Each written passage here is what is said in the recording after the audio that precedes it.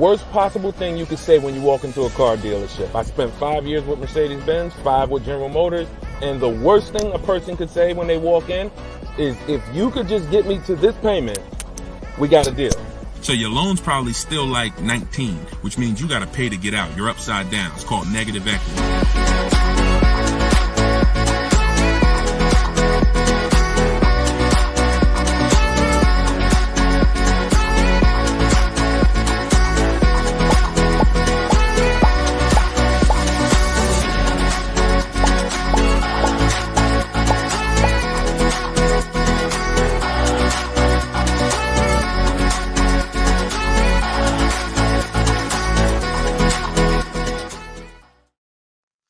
Welcome everybody to Car Shopping Questions and Answers, episode 13. I am your host, Deshone the Auto Advisor. Today is our Thursday, 12 p.m. live stream, and we're live on 4 platforms. For those of you who don't know me, I'd like to ask you, if this is your first time on a stream with us, could you type the number 1?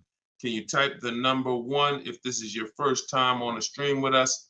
And to those who've come back, if you've been with us before, could you type the word welcome to all the people who have been with us before? Welcome, and welcome back to those who've been with us. So for those of you who don't know me, my name is Deshone. I'm publicly known as Deshone the Auto Advisor. I spent 14 years in the car business, 5 with Mercedes-Benz, 5 with General Motors. Now, since the pandemic, I've devoted my time to showing everyone willing to listen how to get below market car deals, purchases, leases, new cars, used cars. And we do that by getting bids. We stop negotiating and we get bids. And that's how we get below market deals that other people are not getting. So I'm the author of Cars from Home, the new digital book, 7 Steps to Saving Time, Money, and Avoiding Dealerships. I'm going to show you what it looks like. Boom. That's the cover. And we're rated 4.94 on Goodreads.com. You can get yours for 75% off for the next 30 minutes. You'll see when you visit my TikTok bio or my Instagram bio or the link in the comment section that we have for you on YouTube and Facebook that there's a timer. The book is normally $97, but you can get your copy for $24 as long as you get there before the 30 minutes is up. So I would suggest you get it and come back and join the broadcast. So my man Dolan is moderating in the background. You guys can start typing your questions and we will start to answer them one by one. We'll be on for about an hour and we'll try to get through as many questions as we can in that time. All right, Dolan, once you have the first one, feel free to throw it up. Okay, and shout out to y'all on TikTok. Could y'all tap the screen if you're gonna spend a little time with us? Run those likes up like y'all always do. I appreciate you. And if you're on Facebook or YouTube, if you could hit the like button, it means a lot. It tells the algorithm we're talking big money over here, and they'll send more people who need this. This one's from Instagram. When buying used, is it wise to buy from a small lot? I'll take any, listen, as long as you've screened it down. When you screen down your used cars, first of all, when we're shopping for used cars, we want to be on every marketplace. You want to be on every marketplace that has used cars. I always compare this to like buying a TV. If you were buying a TV, you're not going to just go to Amazon. You're going to go to Walmart.com. You're going to go to Best Buy. So we want to be everywhere there's a car. And now, once you do that, and those sites we use, this is called my multiple marketplace strategy. We use Carfax.com, CarMax.com, Carvana. Don't get any ideas, because even if they're overpriced 90% of the time, they still may be the best deal 10% of the time. Most times CarMax is overpriced. Most times Carvana is overpriced, but that's not all the time. I always say Best Buy is usually overpriced for electronics, but every now and then they have the best price. So if you're not looking at them, you miss opportunities. So we use CarMax, Carvana, Driveway, Carfax.com, Cars.com, Auto Trader, Car Gurus, and eBay Motors. We're looking at all of those marketplaces, and then we're going to narrow it down. So once we narrow it down, first thing we're narrowing it down on is title history. We don't want frame damaged cars, salvage title cars, flooded cars. Title has to be right. Based on Carfax, you can use auto check, but the only reason I don't like using auto check is because we need the service records. And service records is what's the important part when you're narrowing down. You need service record that shows on Carfax. And the last thing we let narrow it down based on is accident history. Some people do no accidents. Some people say, listen, there's different accidents on the Carfax. Let's talk about that for a quick second. You'll see minor accident. You'll see accident, vehicle was drivable. Good sign. That means it could have been a fender bender. They drove away. Then you might see vehicle towed. Red flag for me. You might see airbags deployed. Red flag. So whenever you see vehicle towed, just know that was a serious accident enough to where the vehicle couldn't drive away from. So that's what we narrow it down to. Now, when I'm narrowing this down, I'm not looking at who has the car yet. It could be a small lot. It could be a major franchise. Doesn't matter. Okay. If y'all gonna spend some time with us on TikTok, can y'all tap the screen every couple minutes and keep running those likes up? Appreciate y'all. Shout out to the new people. And if this is your first time on a broadcast, type the number 1. Type the number 1. Yeah, we live, Skinner. All right. If you don't see the banner above me, that means we're live. Whenever you guys see the banner, that means you're watching one of the replays, because we replay and rebroadcast these shows all day long so that everybody can see them. When you can't finish them, you're at work, you want to tell your friends, family about them, they can catch them pretty much any time of the day on all our platforms. But whenever you don't see the banner, which tells you when we're live, then we are live. All right. So that's that. Shout out to the first time people. But that's how we're going to narrow it down. I'm less concerned about where the car is. If it goes through that process and has great title history, great service records, great accident history, I'm open to it. Okay. Now, another one from Instagram. All right, Instagram with the questions. Today, when buying used, is it wise to buy? Oh, that's the same question. How do you get the original window sticker? We'll get it through the Carfax. We'll get it through MaroneyLabels.com if we're going to pay for it.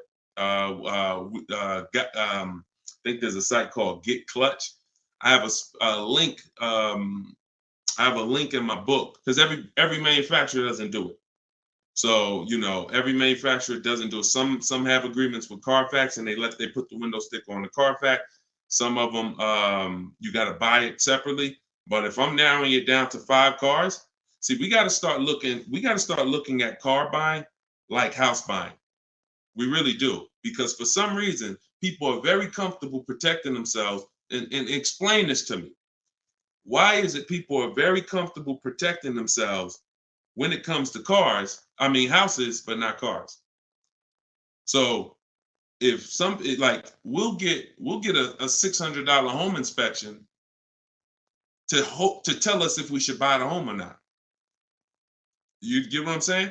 There are things we pay when we're about to spend $2 or $3 or $4 or $500,000 on a home. But when it comes to these small things that help us guarantee the best car deal and below market car deals, we want to do everything for free. So that's up to you. A lot of it can be done for free, but if I can't get a window sticker and I got to pay $5 for it, once I narrow it down to my top 4 choices, I pay the $20 to get the original window stickers. I'm getting it. I don't care how you get it. I got a couple resources in my book on how to get it, how to get free Carfaxes, but literally I'm getting the window sticker because I'm not buying a used car without seeing the original window sticker, because you don't know what you're saving. You do not know what you're saving. And anybody who's buying a used car without knowing what the original price was, it's impossible to know how good of a deal you really got. So, all right, go ahead, Dolan.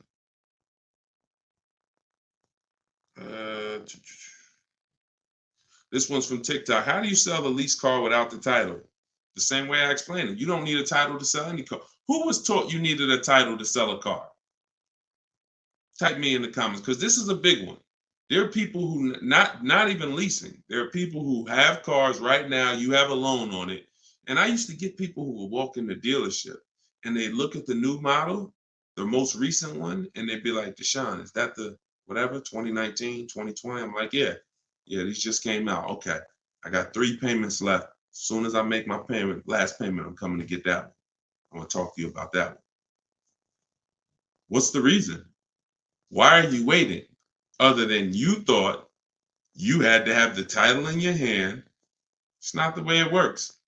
You go, you sell the car, there's, you write up a purchase order, whatever the bank is that you owe, the person pays off the bank, and then the title, once the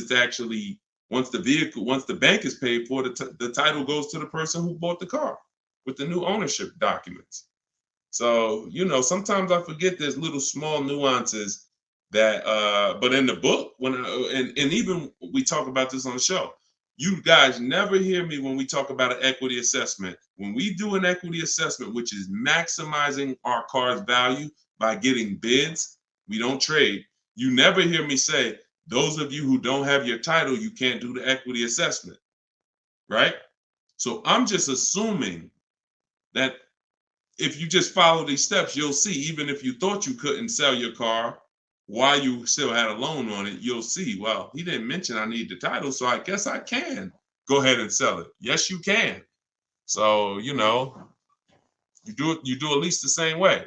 I owe 15 on my car. Buyer offers me 19, pays the 19, pays off the 15 directly, sends 15 to the bank. And example, let me give you a real life example instead of a story. When I went in, after I sold my Jeep, that was back when the pre-owned car market was very hot, once in a lifetime market. And I went in and I owed my payoff was whatever my payoff was. I went in. They made the highest offer. That's why I was there. I got all these bids. CarMax made me the highest offer at the time. I went in. They paid $20-something thousand or whatever my payoff was, and they gave me a check for $8,900. So it's the net amount. So whatever the offer is, the amount you owe the bank gets paid off, and the surplus gets paid to you. That's the equity assessment. And for those of you who don't owe any money on your car, all the money goes to you. But yeah, I mean, I don't know where we picked that up at. I don't even know where the origination of that one, quite honestly. How I do know where some things originate, but I don't know how we got to we had to have the title in our hand before we could sell our car. So yeah, let me, you don't need it. Go ahead, Dolan. And for those of you who are not familiar with the equity assessment process, I'm sure we're going to talk about it on this show because it becomes a pretty common question. So we'll get to that, I'm sure. Go ahead. Jay, what's up? This is from YouTube. How do I go about getting pre-approval with good credit? I know the car I want. Then we don't really get pre-approvals. And I'm going to tell you why. Pre-approvals, first of all, there's something called restricted pre-approvals that we want to stay away from. See, all of this became, look, every time the public does something, the car business responds to it. And they usually respond with stuff that's garbage because they're trying to capture you and take away your ability to shop. So what ends up happening is the buzzword for the last 3 years probably has been pre-approved, get pre-approved, right? Right? That's been pretty much a hot topic. So the banks just decide what we're going to do is start marketing that we'll pre-approve you. But there's 2 ways they're pre-approving you, and they're both trash. One is we'll pre-approve you to shop with our dealer group. It's Capital One, our dealer network, Drive Time, Carvana. You're pre-approved, but you can only shop here. Well, you're going to hurt yourself because what they're trying to sell you on is this variety. And understand something. Variety doesn't drive down prices. Now we're getting ready to get deep. Hopefully y'all can follow this. It's early. Hopefully you have some coffee and your mind is clear. This is serious financial conversation, but it's simple. If you walk into the Doritos factory and all they have is Doritos, there's no incentive for them to not make them all $7 a bag because it's all Doritos. You got a bunch of variety. You could have 100 flavors. You're in the Dorito factory, but you're not going to get great prices because there's no competition. So whenever you see Carvana says we have 50,000 cars to choose from, variety. Whenever you see, you can shop from our dealer network of, X number of dealers. Any one of those dealers you can shop from, variety. That does not drive down prices. That's meant to control you. Think about the Dorito factory. You're walking around CarMax, oh, you got lots of cars here, but you're still in the Dorito factory. They're all one company that's setting the price. What drives down the price is competition. Competition is what drives down the price. So when these I have a whole section in my book on this, restricted pre-approvals. We stay away from them because they're meant to funnel you into somewhere so that you can actually do business with this person instead of doing what we do, which is shopping wide. If you're shopping for a used car, you should not be limited to anybody. You just heard the first question on the show talking about will we buy a used car from a small lot. We buy a used car from whoever within 100, 150 miles of us has the absolute best value, best price, on that used car, highest discount from the original new price. That means you're not going to limit me and tell me where I can buy it. So if pre-approvals were designed to do that, then we'd be good. If pre-approvals were designed to let you go shop anywhere, then they'd be good. That's the first bad part about pre-approvals is the restricted pre-approvals. And again, I'm going to tell you why we don't do it, and I'm going to tell you what we do. So the second thing that's bad about these pre-approvals that's being marketed is they want to do a hard pull on your credit. So now we use a strategy that I created called the bank bidding war. The bank bidding, everything we do is a bid because you're not going to save the most money possible unless you're getting bids. Okay? So if you want to guarantee that you paid the lowest price on any item, it's always through a bid. It's always through multiple offers. And the opposite is true. You want to have buyer's remorse? You want to always wonder if you could have paid less? Don't get a bid. Don't get multiple offers. So when they're asking for a hard pull, what we're doing is we're avoiding that because this is the way the bank bidding war works. You are allowed, I am allowed by the credit bureaus to have multiple people run our credit with a hard pull as long as it's within a certain time period.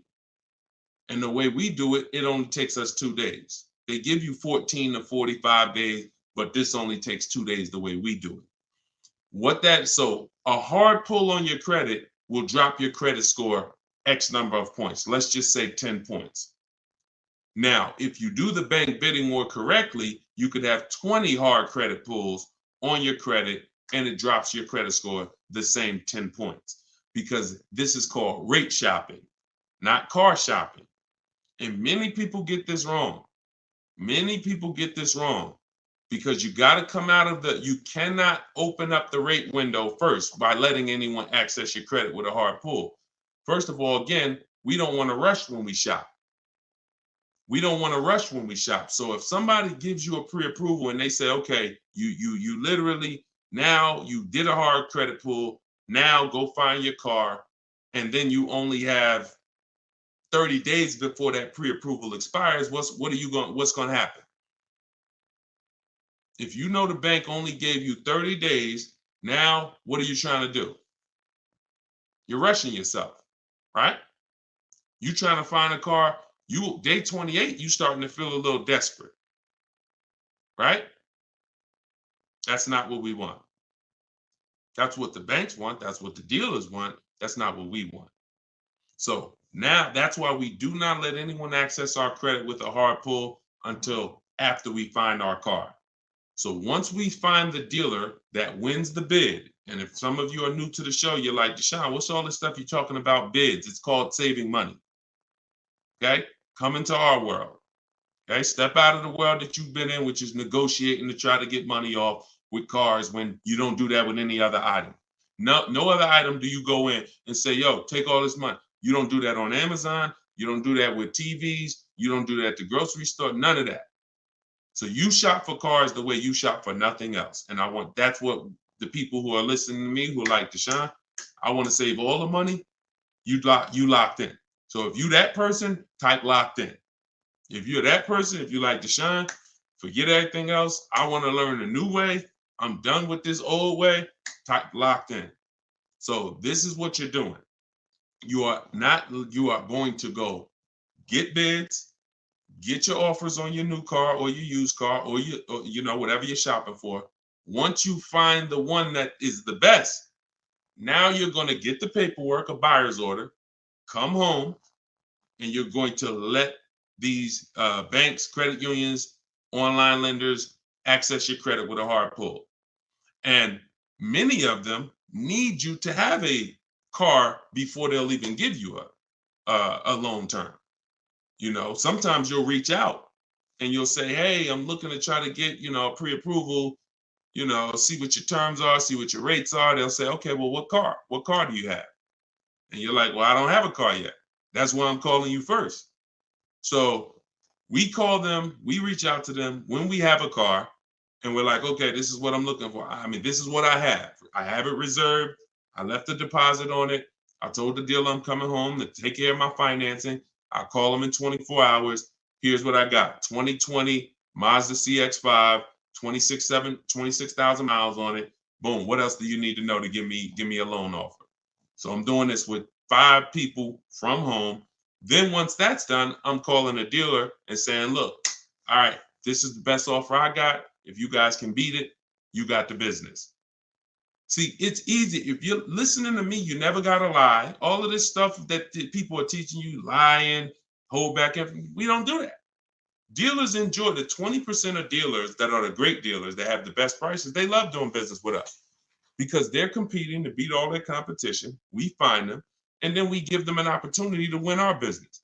We don't say, oh, no, I'm not letting a dealer run my credit. That's bad strategy. Dealer has 7 to 10 banks that they give millions of dollars in loans to a month. Why would you not want a dealer to be seeing if they could beat your rate? The only problem is if you don't have a rate and you're letting the dealer be your first option, that's a problem. We don't do that. But that's the bank bidding war. So I haven't added it to my book yet, but when you get my book, you actually get the book, and I send you the bank bidding war blueprint.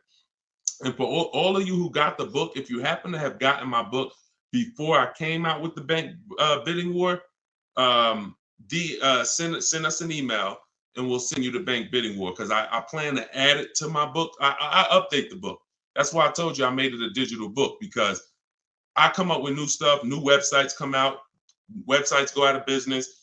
I'm always updating the book. So with a digital book, I'm not charging you every time I update it. I just update the book and everyone gets it. So if you happen to have the book and you don't have the bank bidding war, definitely connect with us by email and we'll get you the bank bidding war, because I just released it within the last couple weeks. But yeah, that's the bank bidding war. And that's how you leave never asking. You should never be asking, what's a good rate right now? How much is too high of an interest rate? These are all questions you ask because you don't get bids. You don't know how to get bids. Once you start getting bids, you never ask these questions again. You'll leave knowing, man, I had like 15, 20 people competing for my rate. I know I got the best rate. That's the name of the game. All right, go ahead, Dolan. Shoot the next question up. We are live, y'all. This is our Thursday, 12 p.m. show. You're not watching the rebroadcast unless you see the banner up top, then you're watching it. But we're live right now. Okay, Donna from Instagram. How do you ensure the car seller makes a decent wage and gets a deal at the same time? God bless you. They make a decent wage if they win the bid and they sell you a car. It's too intricate for you to try to understand. No one's losing money here. This isn't a charity case. And so let me tell you something about me. I set up a system where people buy cars in 60 to 90 minutes. So I know a lot of you think that I'm all for the public, which I am, but I'm also for the 20% car dealers. So I had to set up a system where both people win. The 20%. 80% can't survive in the world we're going to create. 80% can't win because they're not going to compete. They're going to give you high prices. All good. That's great. But the 20%, what we didn't like is spending so much time with people who don't even know a deal, don't know, like you're questioning every single thing because you don't have enough information. That's why. So you're nervous, you're defensive, hard to help you. I'll be sitting down with somebody, I'm sitting down with a customer and I'm making them an offer with a deal, and my manager is hoping they don't take it just because he doesn't want to sell the car for that cheap. But we're making them that offer, they're still questioning it because they don't have bids. So this created, this created nightmare situations for good car salespeople and horrible experiences for you. So with my system, you're online. The only time you're in a dealer is for 20 minutes to test drive the car. So when a person sells a car, if they're going to make a flat commission because they had to give away, there's something called a flat commission where you didn't make a lot of profit. I'd rather make it in 20 minutes. So the car salespeople who win our business love us. They love, all of these people that you see, and you guys know, I will share these people. I share everybody. Look, Tiffany, who used the book, she got $6,000 off of her Mazda just a couple days ago. That is, she didn't spend more than 20 minutes with the salesperson. I don't even know if that's the person she test drove the car with. It might not be. So this person who won her business literally is going to spend maybe 30 minutes with her total. So what? He's not making a huge commission. If he ends up making $150 flat, he'd rather, and I've asked car salespeople this over my years of educating the public on how to shop from home. I said, let me ask you a question. Would you rather, y'all being stingy with the likes on TikTok? Can we tap the screen if y'all spending time with us? Thank you. Can we tap the screen? Can we share? We ain't asking for money. We asking for just tap the screen if you're enjoying the show. All right. Don't ever listen. I'll be getting in my. Thank y'all. Appreciate you running it up. So when you see that, I appreciate you wanting dealers to make money. But the best thing you could do if you really want good dealers to be okay, is learn how to shop from home correctly so you can stop wasting people's time. So you can stop being with people for 2 hours, 3 hours, 6 hours that you don't buy a car from. That's really what I want you to do, because when you learn how to get cars in 60 minutes from home, car salespeople are going to love you. Because even if I didn't make a huge commission of $1,000 or $800 or $1,500 on this particular deal, that's okay. And $1,500 commissions are very rare. You had to make a lot of profit on the deal, 10 grand profit probably. Bring home 20%. Now you got to make probably 7 grand to 10 grand, profit, and people will make it.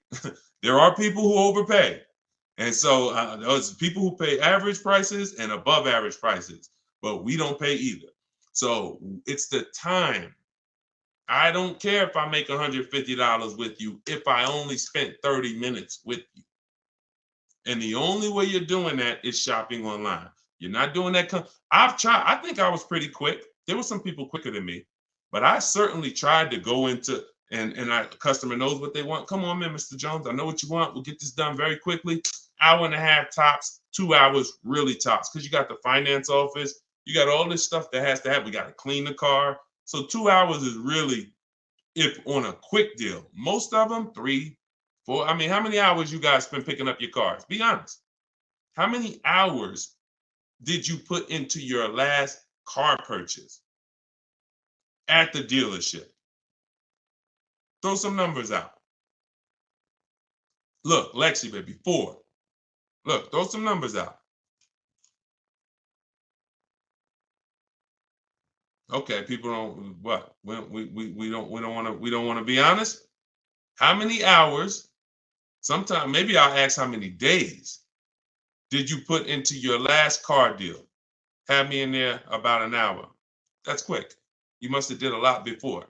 Half the day, Thomas. That's more like it. Thank you. Thank you. Thank you to everyone willing to share. And I had to come back the next day still. Thank you. Okay. So yes, I talk a lot about money. Look, 6 hours. Poobie Bear on Instagram. 6 hours. 4 hours. So no one that you're seeing here, I'll run down the list.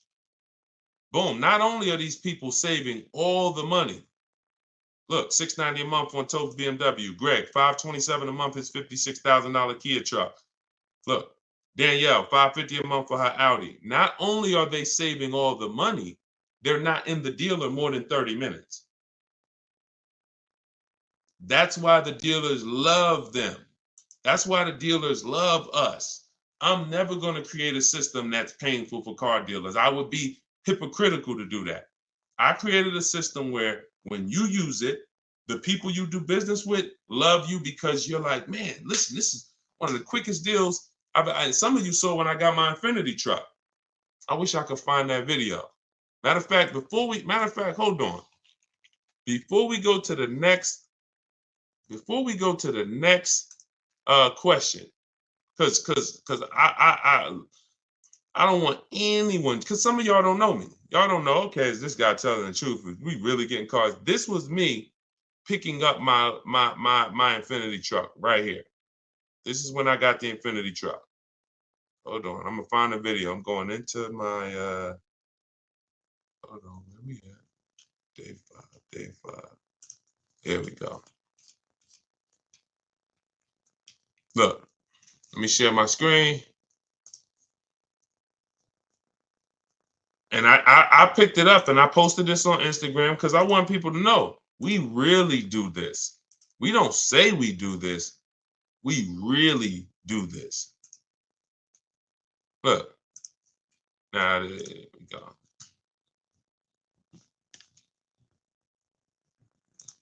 All right, skip that. Oh, here we go.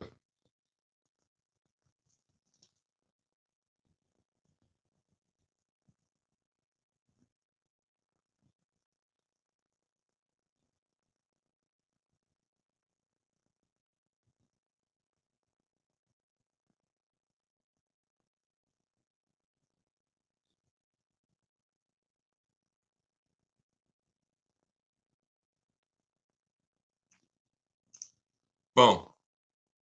Do we understand? I know y'all can't see it on TikTok. You got to watch the rebroadcast because we're live on TikTok. We stream live from the device. Do you understand? This is not a game. This is not a game. If you when you learn that you've been conditioned to think that somehow spending time on my car deal means I saved all the money. No, it doesn't. No, it doesn't. Looking at multiple options, multiple offers while you sit at home, knowing how to screen those offers down so that you know you got the below market prices. Looking at 5 offers on new cars and leases minimum, 5 offers minimum because 80% of dealers are overpriced. This is what guarantees below market prices. You don't need to be in a dealer to get that. In fact, there's no way for you to get it in a dealer. I will be so bold to make the statement, and I'll just ask you, if you think you can get it, when you get your car, bet me $500 that I can't get a better price than you. That's what I'm saying. Bet me $500 when you get your car, any car you get, if you don't use what I'm teaching you, if you tell Deshone, all that stuff sounds good, getting bids, but I want to do it my way. Bet me $500 that I can't find a much, much better deal than you as soon as you get your car. I'm willing to put the money up because I know bids is what gets us these prices you guys see on the shows. Bids is what allows people to come in and save money. Okay? Did y'all see that? Could y'all hear that? Let me know, could y'all hear that when I was playing that?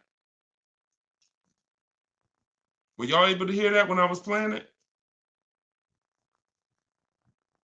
Before I move on to the next question, before I have Dolan pulling the, why didn't y'all say something? See, we got too many people on here. We got too many people on here, y'all, for y'all to let me play an entire 1-minute video and not say you couldn't hear it. All right. Yeah, I don't know what to do. All right, listen. It is what it is. What I asked the guy was, how much time do we put into the whole process? He said 45 minutes. I said, take the test drive out of it. Take me and Monique test driving out of it. How much time did we spend? He said 20, 25 minutes top. Come on, lock in, y'all. Lock in. Go ahead, Dolan. Throw the next question up. Instagram. How do you tell the dealership you want to take the car to the mechanic before purchasing? You don't. Dealership's not going to let you take the car to a mechanic before purchasing. It's too much liability. If you crash the car, if it has an accident, mechanic messes up the car, only thing you could do is have a company like yourmechanic.com come and meet you at the dealer. That's why whenever I'm buying a used car, I'm not taking it the same day. DJ Flay, I thought it was a silent film. This is hilarious. So yeah, we never take a used car the same day because one, we got to do it even if we're paying cash though. I mean, even if we're paying cash. But if you're doing the bank bidding war, we can't take a car the same day because we need to go home and we need to start the bank bidding war. But if you're paying cash and the car has a good warranty and you've done the math, okay, maybe you don't need to have a mechanic inspected. But if you want to have a mechanic inspected, then it's always I'm leaving a deposit, and then I'll have either my mechanic come. And again, this goes back to you're paying to protect yourself. I got a mechanic here that I've been using for years, me and my family. If I told him, hey, look, I'm gonna pay you, let me know when you got an hour and a half. I'm gonna pay you for the time. Come take a look at this car with me. I got a reserve. He'll be like, no problem. I'll throw him $125. He'll come, check it out for me, tell me if I'm good or not. He can't put it on a lift, so that's the bad thing. But again, it's better than me just thinking with my non-mechanic self, I guess the car looks good. Sounds good, I think. No. These are the things that we got to do if we want to protect ourselves. And understand, there's horror stories for a reason, y'all. Horror stories are very common. Cars breaking down. It's weird. All I can do is give you boundaries. And when I give you the boundaries, then you can choose what you want to do with them. You can choose if you want to, adhere to them. You can choose if you want to ignore them, but at least they're there. So yeah, I would always have, with no warranty on a car, I would always have my mechanic come out. And if you don't have a mechanic, then I pay a company like yourmechanic.com. I think they charge $100, $150 to come out, send one of their mechanics to inspect the car for you. I see it just like a home inspection. I don't see it any different. Any different. Go ahead, Dolan. Okay, I had a financial advisor tell me get rid of my car. I did. Wait, I had this one's from Instagram. I had a financial advisor tell me to get rid of my car. I did, however. I really need another one, but they repoed the vehicle. It's been around January. Okay, I'm trying to understand. So he told you get rid of your car, but you need another one. Get a very inexpensive car. It sounds like you're in a position where you need to get the least expensive car you possibly can. I call that a smart car, saving money at the right time. Cars that are, under 10 grand. If you're trying to get a loan on it, that's what you would be trying to get. But if they repo the vehicle, you're going to have a tough time getting I would get it. If I got my vehicle repoed, my next car is a small car. I'm looking for something that the smallest car I could get a loan on, 25 grand brand new, 30 grand brand new, because that means if I get it for about 10 grand, I still should be able to get a 6-year-old one, something not too old, 7. See, the problem is when you say, oh, I want the SUV and I want the 3 rows and, I want the leather and all of that. And now, okay, in order to get a car about 10 grand, you're going to get a 2009 or you're going to get a 2011 with 110,000 miles on it. See, we got to learn how to sacrifice in certain cases. I'm not talking to you. I'm talking to anyone else who may be watching this, who may be in a situation where you're in a rebuild. It's called a rebuild for a reason. We're not looking to stunt in a rebuild. We're not looking to flex on them in a rebuild. We're looking to say, look, I got to get from point A to point B. What I need is 2 things, a quality car, and I need to not miss any payments if I'm going to get a loan on this. So when you go out and you get, I got my credits are 500, but I'm going to go and I'm going to get a $20,000 car that they're going to charge, I'm going to pay 20+% interest on it. So my payment's going to probably be 600. Now I'm paying 600 and the $20,000 car may not even be a quality car, may got 80,000, 90,000 miles on it. So now stuff starts breaking. I got my $600 payment and now, the car's in the shop, but I still owe my 600. Okay, here comes another repo. So this is disaster. I've seen this. This is a formula. I call this the repo recipe. So if you're in a rebuild, the name of the game is seeing, first of all, Am I a long-term person, 8+ years, or am I a short-term person, less than 8 years? Because if you're a short-term person, your goal is to lease. You may not know it yet, but some of the people who've been on this show, you understand the depreciation curve. This is where you lose all the money right here. Year 1, 2, 3, 4, 5, 6. You're losing all the money. Once you get to about year 7, 8, it starts to level out. Your vehicle is not losing that much value anymore. That's when you want to own it. That's when you've won. That's not when you want to replace it. You don't want to say, hey, this is people. Oh, Deshone, I got 6 years of payments. Oh, I just paid the car off. Right when it was going to start leveling out depreciation wise. Oh, I'm going to get rid of it now. Lost all that money in depreciation. Now I'm going to get rid of it. So you need to know, if you're not an 8-year, 9-year, 10-year person, then you shouldn't be buying cars. You should be shopping for great lease deals. But you may not qualify for a lease right now. So your mission should be to qualify for a lease in the future, which means I'm going to drive a car that's not my ideal car. I'm going to drive a car I may not even like, but it's going to be reliable and it's going to be affordable. Reliable and affordable. And I'm going to drive that for 2 years, make every payment on time, and then I'm going to switch into another car, brand new lease. Or if I'm purchasing, because I'm a long-term person, I'll switch and I'll if you're purchasing, if you're a long-term person, you could get a car now, pay a higher interest rate, and refinance later. That's why you need to know who you are. But if you're a long-term person, 8+ year person, you could get a great car, reliable, and then refinance the loan. But you got to know who you are, because I see tons of people all around this country in here who are not in a position where their credit is good, but you have not come up with a goal and understood leasing. So what you're going to end up doing is financing a very expensive car, 20, 30 grand, and you're going to end up with a lot of negative equity. And every time you go to change your cars every 3, 4, 5 years, you're wondering why you have all this negative baggage and why your payments keep getting higher, your cars keep getting lower in quality. And that there's a reason for that. That's the reason. I just explained to you the reason. It's like a snowball that you're rolling that's against you, versus what I'm telling you to do is to have a plan so that you know, all right, I can't qualify for a lease right now, but in 2 years I will. So I'm gonna make sure I'm not gonna do anything right now that's gonna mess up my chances of getting a lease in 2 years. And if I'm not a lease person and I'm keeping this car 8 years, then I gotta get a great car and I'm gonna pay higher interest. But when the interest rates come down, when I fix my credit in a year or two, I'm gonna refinance. 2 different people, but you must know who you are. We clear? We clear on that? Type clear if y'all clear on that. Okay? All right, go ahead, Dolan. Shoot the next one up.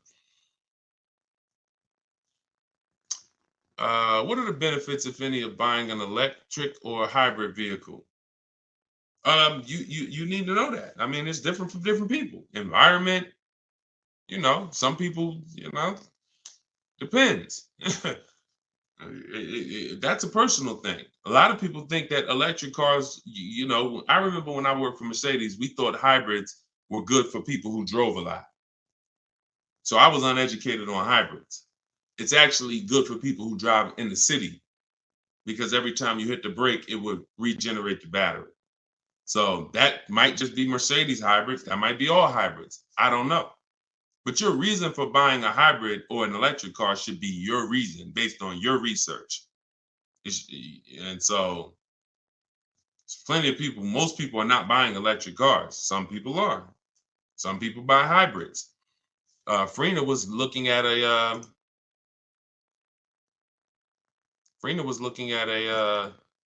Jeep Grand Cherokee, and she was looking at a Jeep Grand Cherokee gas version. And I remember she hit me and she said, Deshone, the dealer that made me the best offer on this Jeep Grand Cherokee gas, it was like a 1.2% lease. And she said, he's saying, and that was the lowest bid out of all the bids she got. 1.2% lease. And she said, but he's saying he might have he's saying he could do a better deal on this other one, which is a hybrid. And she said, what do you think? Because she's in a private group. Everybody who wants to know about, my private group, you want to attend my free masterclass, it's in the comment section. You can attend my free masterclass. It's an hour long. It's called Everything You're Doing Wrong, Buying, Selling, and Leasing Cars. And it's in my TikTok or Instagram bio. You can go and you can attend the masterclass if you want to find out more about my private group and my coaching program. But she said, so do you think I should just like have him like rework the deal? I said, look, if you're going to switch cars, pay attention, y'all, this is very important. Even though he won the bid on the gas version, you want to make sure you rerun the bids on that car. She said, okay, because she said, based on what he's telling me, he could get me to like 1% on the gas, on the hybrid one. I said, okay, run the bids. She hit me 24 hours later. She said, you're not going to believe this. Lowest offer I got on the hybrid version is 0.88. Showing the deal right now. That was $579 a month. $66,000 truck. $579 a month. No money out of pocket. So if you don't rework the deal, what question was I answering that I got on that? What question was I just answering? Oh, there we go. Thank you. Thanks, Dolan. My man Dolan coming through for me. So she didn't have a preference necessarily of hybrid. That opportunity presented itself. All hybrids don't have incredible programs. So I think you make the decision, Natalie, on what you want, and then you shop the offers on that car. That's it. It's so many cars out here, y'all. It's hundreds of cars to choose from. Pick the one that you like, get the offers on them. And spend your time shopping. If you're getting a new car or a lease, you should be out test driving. This is the fun part. Eventually getting bids, that'll be fun for y'all because you'll be in control. But, for your first time, you're still going to be a little nervous. But the fun part is really getting in the car and going and test driving. All right. And going to another dealer, test driving. You're about to make a $40,000, $50,000 decision. Some of you more, some of you $80,000. You're buying luxury cars, $100,000 decision. Take a day and go and drive these products that they're spending millions of dollars on, hoping you would at least come test drive. I've had people that's like, oh, I want the Honda Pilot. Oh no, the girl said, I want the new Honda CR-V hybrid. I like the look. I said, did you drive it? Nah, but that's what I got my eye on. I said, go drive it. Once she went and drove, that's why we have a whole step in our process for this called shopping, not buying. She went and drove it. She said, yo, you know what's crazy? I like the look, but I ain't like the way it drove. I said, that's why it's important. Imagine if you would have did your whole deal online, got the thing delivered. Now in 3 months, you're sitting here like, you know what? I don't really like this. So don't discount your shopping experience, especially because using it our way, you only there 20 minutes. Don't talk numbers. Keep that rule in mind. That's in my book. Those of you who have my book know this. We don't talk numbers. Those of you who are like, what book are you talking about, Deshone? My new digital book, Cars from Home, 7 Steps to Saving Time, Money, and Avoiding Dealerships. That's where I'm teaching out of. Everything on this show is what I'm teaching out of that book. And you can get your copy for 75% off. It's normally $97. You'll get it for $24 in my TikTok bio, as long as you get there before the 30 minutes expires. Also in my Instagram bio, click that website, and then on Facebook and YouTube in the comment section. And if you happen to be watching us on TV, you can scan this QR code right here with your mobile phone and get yours for 75% off. All right. And now you have everything I teach in one blueprint in one spot. Okay, Renico from YouTube. 1 year into my Kia Soul lease, this was not the car I wanted. I want to trade the Soul in for a 2022 Kia Sorento. Is it possible, or should I wait for another year to lease the Sorento? Listen, great question. Perfect example of what I just said of why we don't discount the shopping process from now on. So you can't break a contract. The only way you can get out of the lease is if you can sell it. So you do the equity assessment. Now follow this, you're going to call your bank, call your leasing company. You're going to get the payoff. And then you're going to ask do I have a third-party restriction? Those are the two questions. Payoff, do I have a third-party restriction? Then go on the 6 sites, get your bids. Carvana, Kelly's Blue Book Instant Cash Offer, CarMax, AutoNation, Sell My Car, Car Guru, Sell My Car, Driveway. Every time you see, is your car leased, financed, or owned, you want to put owned, because you want the straight value. When you put lease, it triggers something on their website. So just always put owned so you can see the values. If you have a third-party restriction, you're going to have to sell to a Kia dealership. If you don't have a third-party restriction, you can sell to the highest bidder, provided you have equity. So if you see that, your payoff is 18 and the offers are 20, then you can get out. If you see that it's 18 and the offers are 18, that's going to be tough. So you got to see what your equity position is. You got to see what your equity position is. That's the main thing. And what I do is you just wait and you just look. If you go into a dealer, they can put you in a new car. So if there's no doubt, like you can literally go in, they'll just stretch you out into a long loan on the Kia Sorento. You're going from a lease to buy. So I assume you're going to be keeping the Kia Sorento for at least 8 years. If not, you should be leasing, not buying. But I'm just going to assume you're not going to break the 8-year rule. If you don't know about it, we talk about it all the time on this stream. People who are not keeping their cars 8 years, you are overpaying by thousands of dollars by not getting great lease deals. It's not even close. Thousands of dollars, not hundreds. So I'm assuming you're going to buy and keep. But what you're going to do, anybody can transfer you. Take all that negative money, throw it into the new car. Now you're paying for the old car and the new car. You got the new car, but so if you got a 5-year, 6-year loan, literally you're driving that new Kia Sorento, that 2022, and that is in the actual, it's with you. I'm glad, Renico. It's a great name. So you're in when you roll that over because of impatience, that 6-year loan that you're putting on the new car, the old car is with you the whole time. So until the day you make your last payment on the new car, you're paying for the old car that you got out of. That doesn't make sense unless it's just a desperate scenario. So I would do what you said. Wait. If it doesn't make sense, do the equity assessment. If it doesn't make financial sense to get out, wait, coast in it. It's a brand new car. Listen, be ashamed if you had to drive around in a brand new car for the next couple of years. So just, but use it as a learning lesson to make sure next time you shop the way, you shop in a way that protects you from having to go through this again, because this is not what it should be. Okay. And it's not meant for you to replace a car this fast. It's expensive to do. There's penalties in doing this because the depreciation of a car is just too deep. It's just you lose 20% the first year. Doesn't matter whether you leased it, bought it, does not matter. So when you go and try to replace it, you're dealing with deep depreciation of what you got. And now you're like, oh, well, I'm tired of it. See, people who never do this are cash buyers.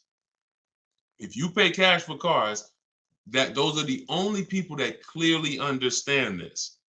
If you are in pain, I have to work to help you understand this if you don't pay cash for cars. Because if you pay cash for a $30,000 car and then you said, you know what, I'm tired of it. Nah, this wasn't the car I wanted. And you brought it back to the dealer and they said, okay, well, look, I know you only had the car 3 months, but we could only give you 25 for it. You're like, wait, I only had 3. Yeah, it's a used car. It's been titled. You're not going to take that deal, right? No one's going to pay 30 grand, turn around and take 25 in 3 months. So, but what when you are getting payments and loans, it doesn't change. It's still, you pay 30, they're giving you 25, but they're financing it. So that loss of the 5 grand, it's hidden in the monthly payment. That's why it's all about, what do you want your payment to be? What do you want your payment to be? What do you want your payment to be? Because once you see that you're losing a ton of money in a short period of time, you wouldn't do this. So it's hard for people with payments to understand. That's why I have to make it clear for you. The depreciation doesn't lie. The unseen expense doesn't lie. So we don't want to replace cars in a year or 2 years. It's just not made for that. All right, but run the equity assessment, Renico, and see if that works out and see if by chance you could break even and get out early. Okay. Go ahead, Dolan, shoot the next one up.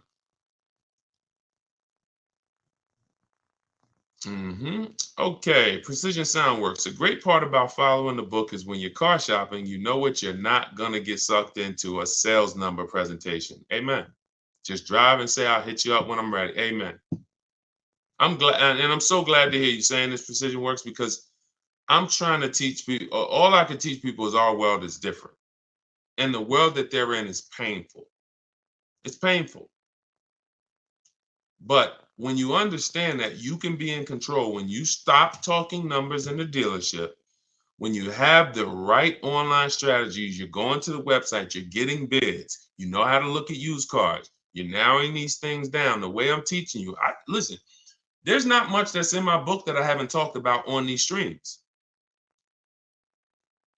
There's not much that's in my book that I haven't talked about in my videos.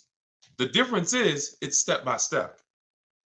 So when you hear somebody who asks me about a used car, and then somebody asks me about a lease, and then somebody asks me about paying cash, and then someone asks me about, hey, how do I get the best loan? This is all different types of people. So you might be like, oh, this question is not for me. That question is not for me. So you have to piece it together. And if you can, God bless you. We're not holding back. But for those who are like Deshone, I just want the step by step, no interruptions in the process, no confusion. That's my book. So I'm glad you're enjoying the Precision Work. Make sure you send me your deal so I can bring it onto the show whenever you get a car. All right, go ahead, Dolan. Okay, Marisol, YouTube. I'm looking to buy a 2025 model car.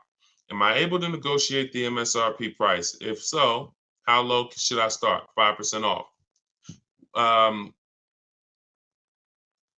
So you're new to the 80-20 philosophy. 80% of dealers are overpriced. So I'm saying this based on the fact that, you know, I have 1,600 people I've worked with in my coaching program, in my video course, and then I have probably 5,000-6,000 people that have gotten my book. So I have people from all around the country since 2021 sending me the deals they get, reporting me the deals, offers. So whenever you see, look, somebody like Greg, he said, offers the range. Hold on, no, it was Charles. Whenever we see the range 1.2 to 1.66, I always tell people, if you don't see a $3,000 to $5,000 difference between your offers, you didn't do it right. Because when we get at least 5 offers because 4 are overpriced. So which means, and you don't know how bad they're overpriced. They could be $100 a month overpriced. They could be thousands, if they could be $3,000 overpriced, $5,000 overpriced. If you have some of these vehicles where they're marking them up, $5,000, $10,000 over sticker, they could be $7,000, $10,000 overpriced. You don't know. You just know. We know 4 out of 5 are overpriced. That's the numbers. So if you are by chance going in and thinking, I'm going to negotiate based on any made up number in my head, you're going to lose because you just don't know what the bottom is. You don't know what the bottom is. Feeling for the bottom is a bad way to go because you're never content. You always question, was that really the bottom? You think we could have did better? And you have no price assurance, which means if I said, listen, Marisol, you just got your vehicle, bet me $500 that I can't find a better price vehicle in 48 hours. You wouldn't take the bet. No price assurance. So what I want you to do is just scrap that whole strategy. And I want you to focus on driving the car, make sure you like it. Once you decide you like it, we're going to get 5 offers. You could do this your way by calling. You want to talk to sales managers, ask them, hey, I need 5 offers because 4 are going to be overpriced. That's just it. 80% of dealers are overpriced. 80% of dealers sell for all the money they possibly can. 80% of dealers don't want to compete with their competition. 80% of dealers are not going to go below a certain price. That's them. 20% is who we focus on. The 20% of dealers that want to compete, 20% of dealers that beat all their competition, 20% of dealers that save us all the money. And there is no way for me to tell you what that number is going to be because it's vehicle specific. When you get bids, look at Sean. I use Sean for an example. Sean got a $20,000 discount on his F-150 Lightning. That was his best deal. Over 20, look, $73,000. And you see, he revealed, he didn't know it was a $15,500 rebate, but the dealer, the 20% dealer that made him this offer, told him that. He didn't see that from all dealers he got offers from. Every dealer is not going to tell you all the rebates or if there's a rebate. He got another $4,900 from the winning dealer, and that was the deal. Kimberly saves $20,000 from her Maserati. Look, $86,000. The selling price was $66,261. That's 20 grand. Now, in the case of Eddie got a new Toyota Camry hybrid. He got bids, all the bells and whistles. He said, I was able to get everything I wanted plus more, $2,086.83 under MSRP. That was his best bid from reaching out to multiple Toyota dealers. $2,086 under MSRP. It depends. It changes. You don't know. And you can't take one big discount and say, Sean's not going to say, well, because I saved 20 grand on my F-150, when I go to shop for my Mazda CX-5, I'm expecting 20 grand. No, I'm going to shop the market, get bids, and I'll reveal what is the below market offer for a Mazda CX-5. In the case of his Ford, the below market offer was 20 grand off. In the case of Kimberly's Maserati, the below market deal was 20 grand off. But if we went in thinking these numbers are making up and saying, you know what, I'm going to try to get 5% under MSRP, we're losing. So scrap that whole strategy. Use mine. Or you could try to do it your way. Either way, 5 offers. Without 5 offers, you're not saving all the money and you will have no price assurance. 5 offers. In my book, I teach something called the 25 to 5 strategy. That's what I created. We're connecting with 25 dealers online. Those of you who have the book know it takes us about 20 minutes because we go direct to the websites. We don't go to third-party sites where they're selling our information to the dealer. We go right to the dealer's websites. I got a link in there that links you to all the dealers by zip code. So you put in your zip code and we go to each website. We copy and paste. I have a template we use. It says, hey, my name is such and such. I'm in the market for this car. These are all the options I'm looking for. This is my as soon as date I can make a deal. This is my no later than date. We give them all the information we need. Here's what I'm looking for, my option. Now we're sending that to all of these dealers. And then the goal out of 25 is to see who has a car. And then once we find out of 25 who has a car, well, we might see 10 dealers have a car that I'm interested in. That's another reason why it benefits to shop the numbers. Because when you only shop in 2 dealers, like the statistics say you do, the statistics show that you guys shop 2 dealers. That's what the statistics show, 2 dealers. And as car salespeople, we know that. So when you're shopping 2 dealers, whatever they have on their lots or have coming in, that's all that's interesting. That's all we can shop from. That's why it's like, oh, I don't have that color. Oh, I don't have one with those options. We're shopping from 25 dealers. We got a good shot of 8 to 10 having something we're interested in. And then we have other copy and paste scripts to request our quotes, give them everything they need to give us a quote. And then we have scripts to keep the conversation moving when they try to get us on the phone, which they will, 80% will, which, hey, try to get us to come in, 80% will. Hey, hey, listen, we could only give you a quote if you're here in the showroom. Okay, well, I'm talking to a couple dealers. No one else has said that. Should I remove you from my list? All our emails end with a question. Whenever you're emailing a dealer, should always end with a question, not a statement, because the question pushes the ball back to them. So that's what we're doing, 25 to 5. Our goal when connecting with 25 dealers is to get 5 offers. And out of those 5, 1 offer is going to beat everybody else, and that's who we do business with. That entire process takes us 60 to 90 minutes. 60 to 90 minutes. It's beautiful. So if you're like, Deshone, I want to use your process, you can do it your way. You want to call around? I'm just telling you, get 5 offers. You could do it my way. In my book, 75% off in my TikTok bio or in my Instagram bio. Click that link and get your copy for 75% off, or in the comment section on YouTube and Facebook if you just came on the show.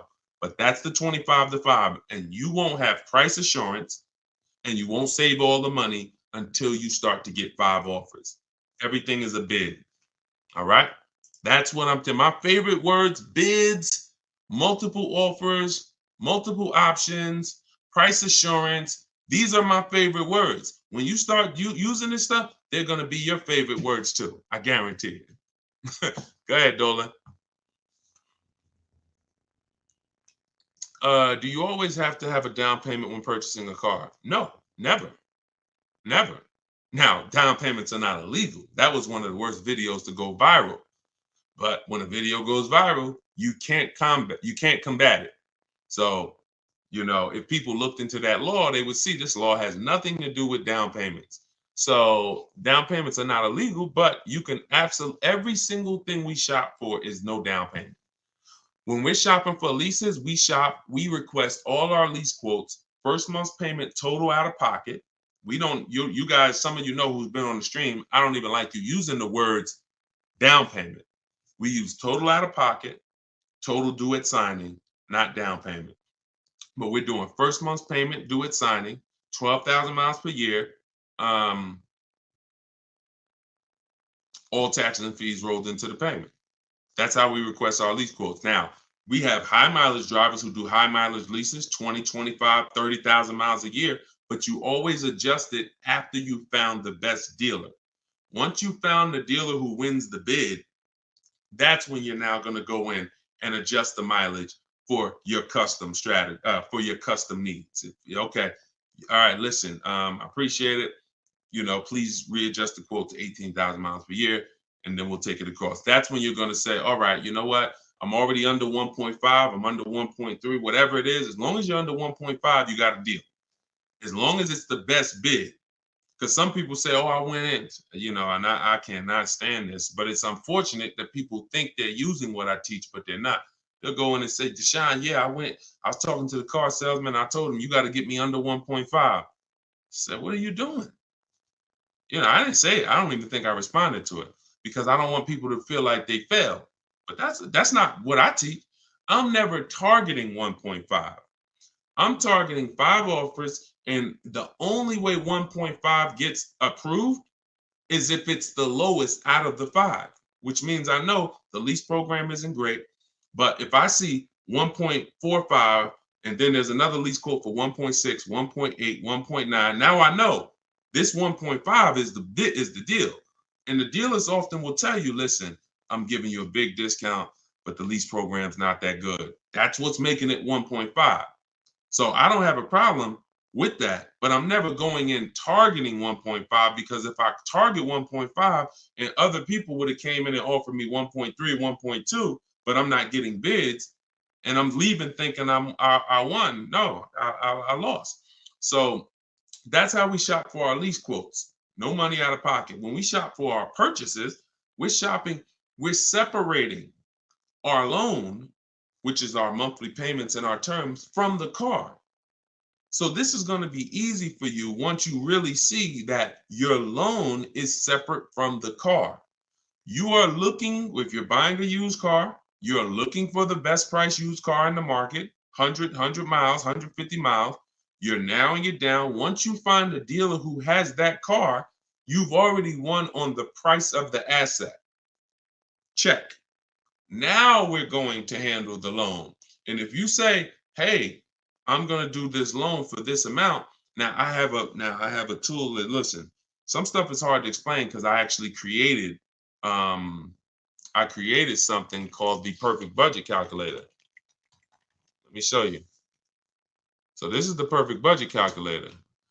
Just so y'all listen, I'm gonna share this with y'all. This is in my book.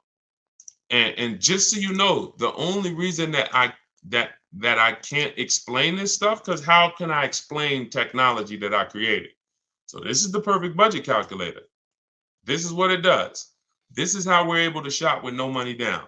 We enter the equity that we may have from our old vehicle. Let's say we're selling our old vehicle. All right. Or let's say we don't have an old vehicle. Put 0 there. Now we enter max down payment. Now this is a comfortable amount. This might be like, because this is how it usually happens. You know what?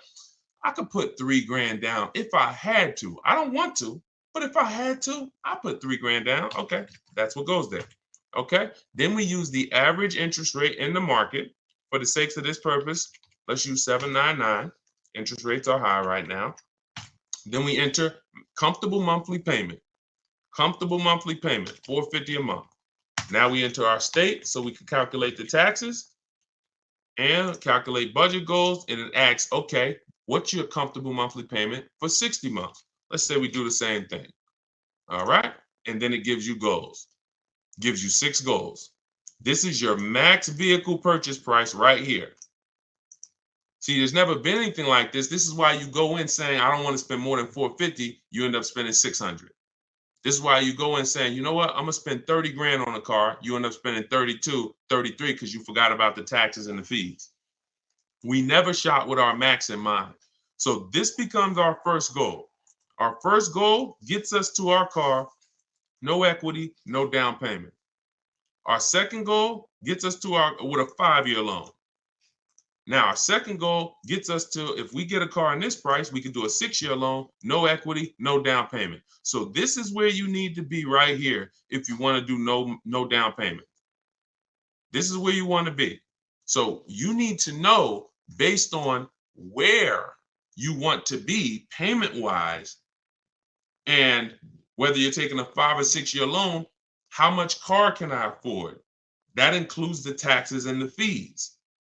So there was no way for me to explain this to you. In fact, I used to have a 20-minute video that I walked people through, and it was a perfect budget exercise. We did all that manually. Everything that I built the calculator to do manually, you guys got to see it on the replay. Because if you're on Instagram or YouTube or Facebook, TikTok doesn't let us pull this streaming software in. So you guys got to see it on the replay. You could go watch the YouTube videos right after the show is done, and you can see how I just showed you this. Or if you get my book, you can actually use the perfect budget calculator in 5 minutes. So what that allows you to do is go in knowing where your starting point is, knowing where your max vehicle purchase price is. That's how people go over budget all the time. Going in, all you have in mind is math. Oh, I don't want to be no more than $450 a month. $450 a month. That's all you're thinking about. Or if the bank tells you, okay, you're pre-approved for $30,000. What does that actually mean? Okay, great. I'm pre-approved for $30,000. What does that mean? 5-year loan, 6-year loan? What about my payment? My payment, I don't want it to be more than this. Plus, I got $2,000 I could put down. How does that factor in? So when you get to the max monthly payment, when you get to goal 6, using the perfect budget calculator, you are using a 6-year loan, your max loan, and your down payment, but you're still under budget.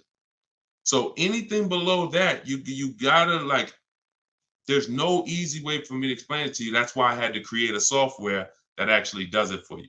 But you need to know, in order to get a car with no down payment that you're purchasing, not leasing, because I gave you how we shop for them with leases, but that I'm purchasing, I need to know how much car can I afford based on the taxes and fees that I'm going to pay for a car, taxes for my state. Figure we estimate $1,000 for a documentation fee in motor vehicles. That has to be factored in. And then a 5 or 6-year loan, all of this stuff. So, yeah. So we got a lot of calculators. Because it was just a lot of stuff that I'm a math person. And so I can explain stuff to a math person. I can try to make things simple, and I try my best to make these numbers simple. But the best thing that I was able to do was create calculators that would do this stuff that I don't have to explain to people the numbers anymore. And my goal is to put lots of calculators out eventually that do pretty much everything. Like people who are over mileage on their lease. You got to see, should I end the lease early and take the mileage penalty now, or take the payment penalty? Should I go to distance? And there's so many financial calculations in cars that thank God I've been blessed to understand that I can't explain to you. So I had to build a software that you punch your situation in, and then it tells you everything. Okay. But yeah, you can absolutely get cars with no money down. It's not even, only people that can't are super, credit's too bad, or you have too much negative equity. And even if your credit's bad, you still can get cars with no down payment. It's really the negative equity. The negative equity from your old car is really what prevents most people from doing no money down deals, because the bank is only going to approve 15, 20, 25% above the purchase price of the car. So if the purchase price is 30, they'll approve 36 as a loan. They'll loan 36. They'll lend 36,000 on a $30,000 car. They're not going to lend 40,000 on a $30,000 car. They're not going to lend. So if you have 10 grand of negative equity that you're trying to transfer, that's preventing the no money down deals for most people. Other than that, everybody can do no money down deals if they so choose. All right. So everything we talked about today was based out of my book, Cars from Home, 7 Steps to Saving Time, Money, and Avoiding Dealerships. It's the step-by-step process to mastering the science of car shopping. And the first time you do it, you're already a master. There's no test to take. The first step in the process is the most important question, which I'm going to help you know clearly whether you should lease or buy based on how long you keep in the car. And step 7 is delivery. So by the end of this, when time you get to step 7, I'm congratulating you, and we're like, okay, let's set up if the dealer is going to deliver the car or if we're going to go pick it up. That's delivery. So it's not this book you read and say, okay, all right, I'm ready for the quiz now. Let's take our test. No, every step is an action. Equity assessment, budget tool, choosing your car, shopping for it, doing a check to make sure it doesn't have any bad data out there like electrical issue software, and then getting offers, then paperwork, then delivery. It's a walkthrough. So you can get your copy for 75% off in my TikTok bio, in my Instagram bio, or we have a comment pinned in the YouTube and Facebook section. Or if you're watching us on television, you can scan the QR code and use the strategies, everything I teach in one spot. All right. Make sure you send me your deals. We'll be back for another live show shortly. If you're watching the broadcast, if you're watching the rebroadcast, you'll see the times that we're live. For those of you who want to attend my free masterclass, Everything You're Doing Wrong, Buying, Selling, and Leasing Cars, that link is also in the comments, and it's also in my TikTok and Instagram bio.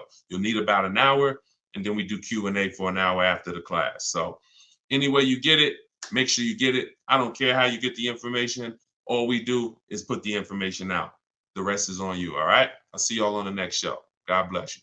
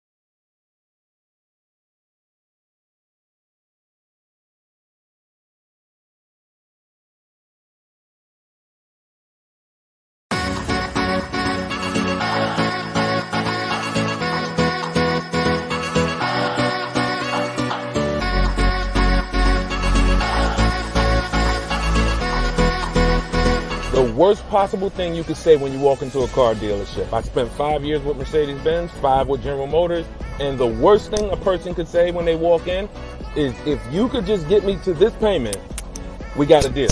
So your loan's probably still like 19, which means you got to pay to get out. You're upside down. It's called negative equity.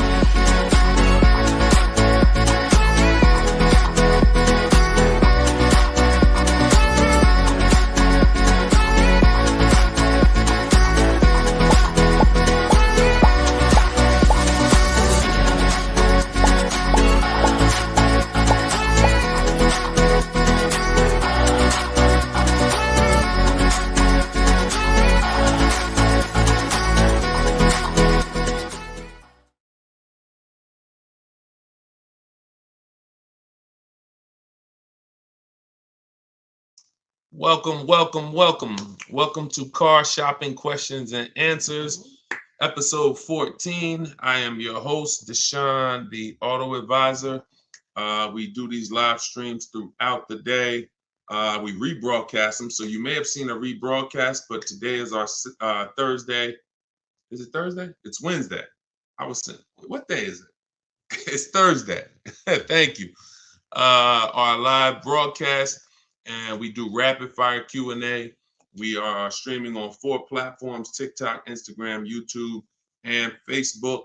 So you guys can start taking your questions. Yeah, I see you, real Zubir. I see you. We're live right now. And whenever you guys don't see the replay banner, that means you're watching a live show. So we do replay these broadcasts all throughout the day so that, you know, if you can't watch them all, you can tell your friends, your family. But whenever you don't see the live replay banner, that means we're live. So you guys can start typing your questions, and we'll be pulling them in from all 4 platforms. So just go to deshonsbook.com, Mr. Silver. I see you on TikTok. The people with the TikTok browser were having a problem getting the book, but some people said they were able to get it on TikTok. So just try typing deshonsbook.com into a browser, and you should be able to access it. So as you come in, start typing your questions, and we'll start getting to them. For those of you, if this is your first time ever on a live car Q&A with us, can you type the number 1? We always like to know who's the first time person, first time ever on a car shopping Q&A with us. Type the number 1. And if you have been here before, then I want you to send I want you to type welcome to the people who are first timers. Reginald, what's going on? I see you, Reginald, on YouTube. I see you flipped apart on Instagram. Sweet Major, I see you. Herman, I see you on Instagram. Real Zubir, I see you. Mr. Silver, welcome back. I see you on TikTok. If this is your first time with us, type a number 1. We welcome you. My name is Deshone the Auto Advisor. As I said, I spent 14 years in the car business from 2006 to 2020, left after the pandemic, never went back to Mercedes, and have been teaching people who are willing to listen how to save the most money, get below market deals, guarantee their best prices, their best interest rate, their best deals, car shopping online, getting bids instead of negotiating. So it is an entirely different science, but we go deep on it here. So feel free to ask your questions, and we'll start getting to them one by one. Everything I'm going to be teaching out of in this stream is out of my new digital book, Cars from Home, 7 Steps to Saving Time, Money, and Avoiding Dealerships.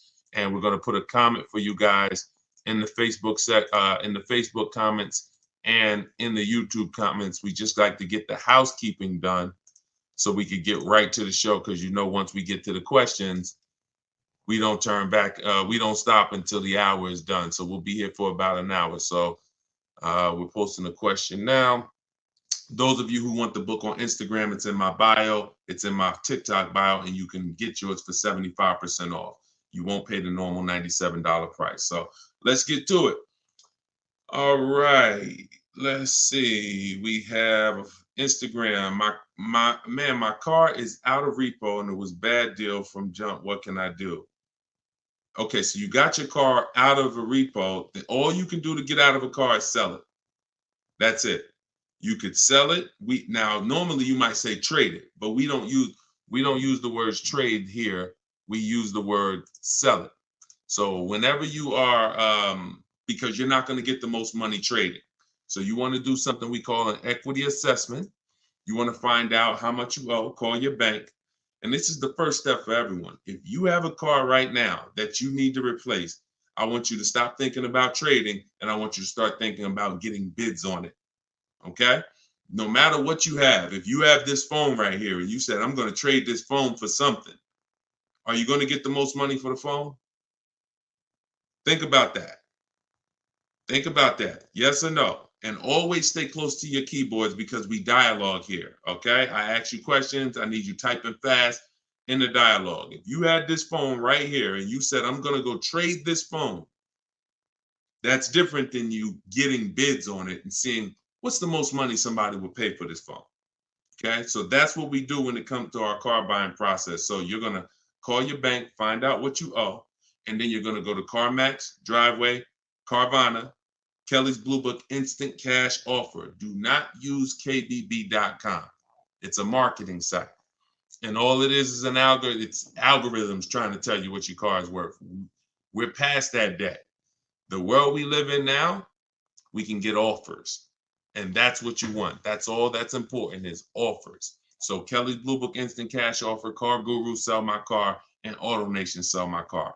That's 6 people who are competing to buy cars every day. And that's where you want to go.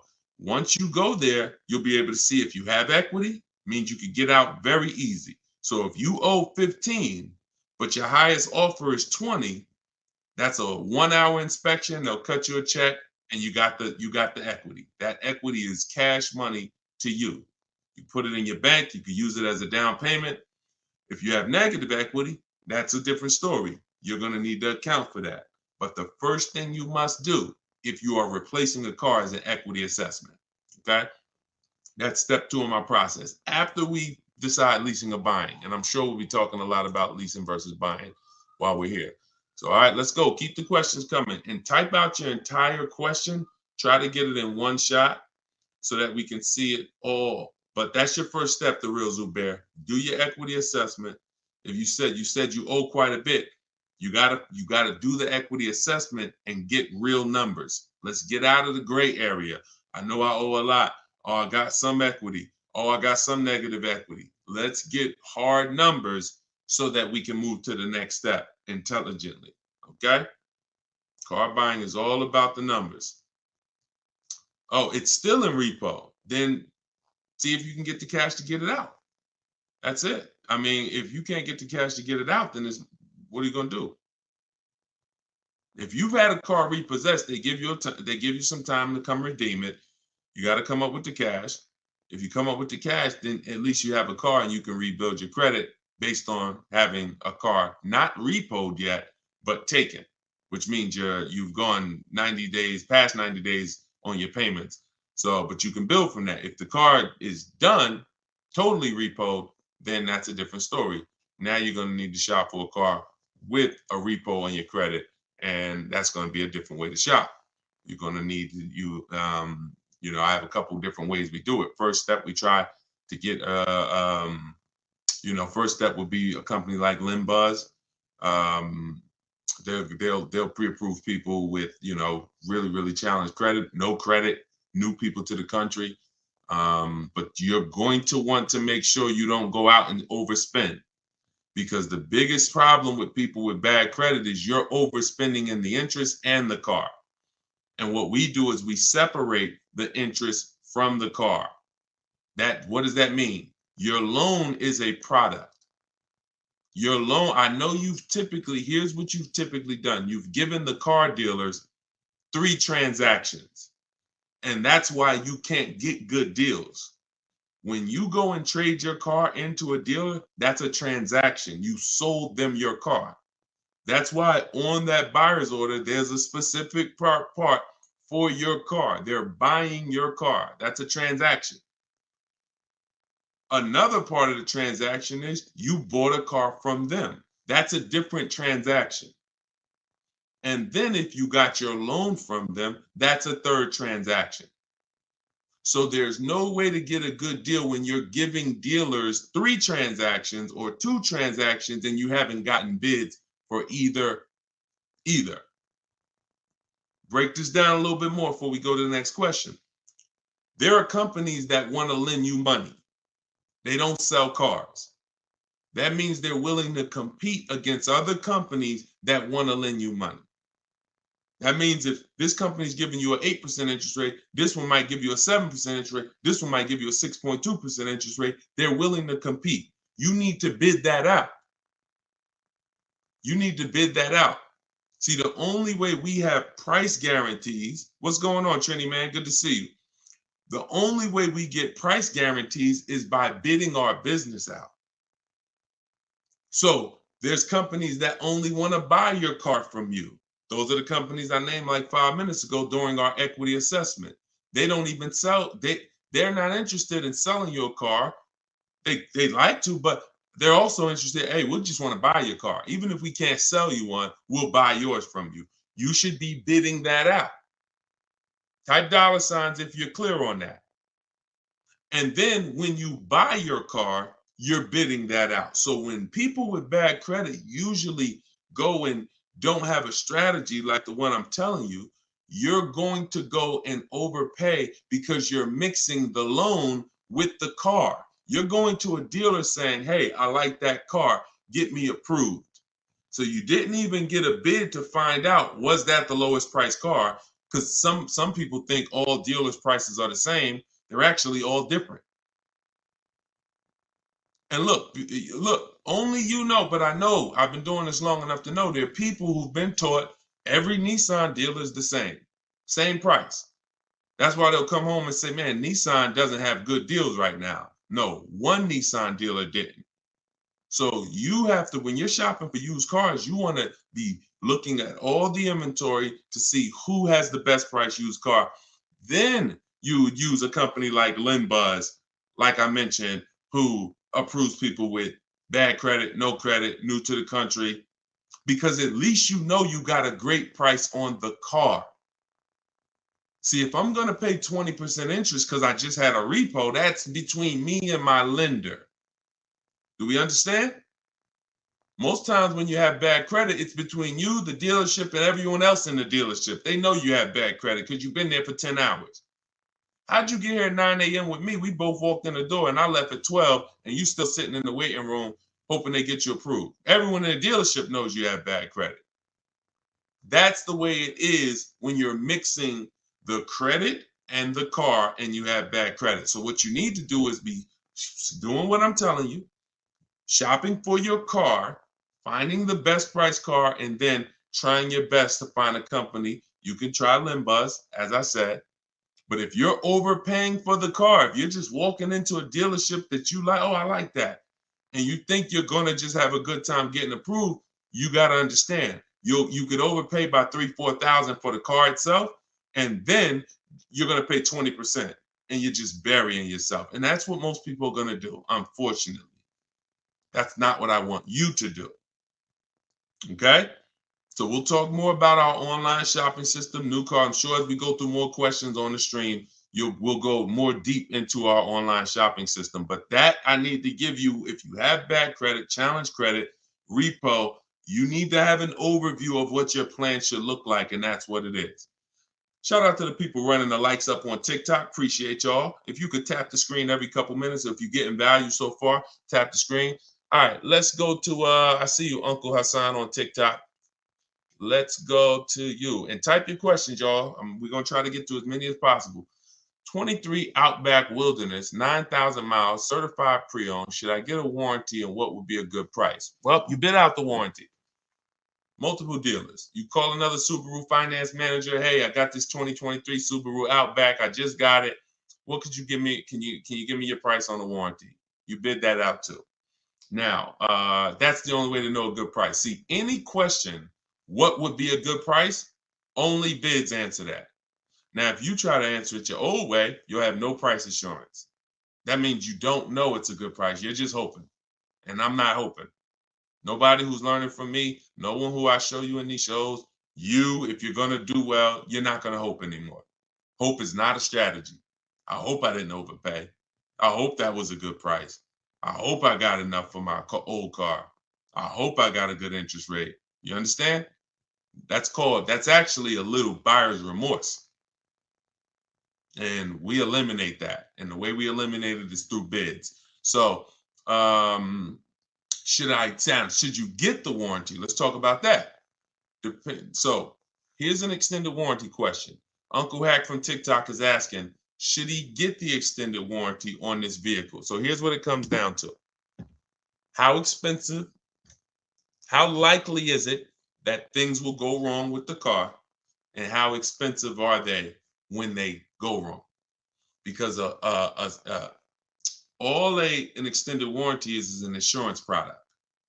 It's an insurance product, which means you could pay $2,000 and not use it. Just like auto insurance, right? We pay for it every month. Sometimes, most times, if God bless us, we don't use it. There's no accidents. There's no reason for us to use it. So with an extended warranty, you're trying to measure your risk and say, okay, what's the likelihood of me using this? And I got to use it enough to get all my money back and more. So if the warranty costs me $2,000, I don't want to just get $2,000 in value back, because if that's the case, I could have just, not paid for the warranty. So does the car have a high repair cost? You want to go to Google and type in Subaru Outback, the vehicle you got, repair costs. This is something that we do when we're considering extended warranties. This is step 6 of my process. Sounds like you already got your car. You've already locked up your deal. So this will fall under the paperwork and protection phase. My book is 7 steps.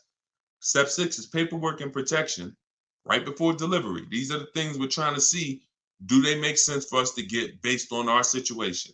So with the car, if you see that Subaru you're getting has a high likelihood of repairs and a high expensive repair cost, then you may want to go ahead and get the extended warranty. Now, if you see that the repair cost on that is low, and you could just, again, type in repair. And also, I hope you try to type in longevity.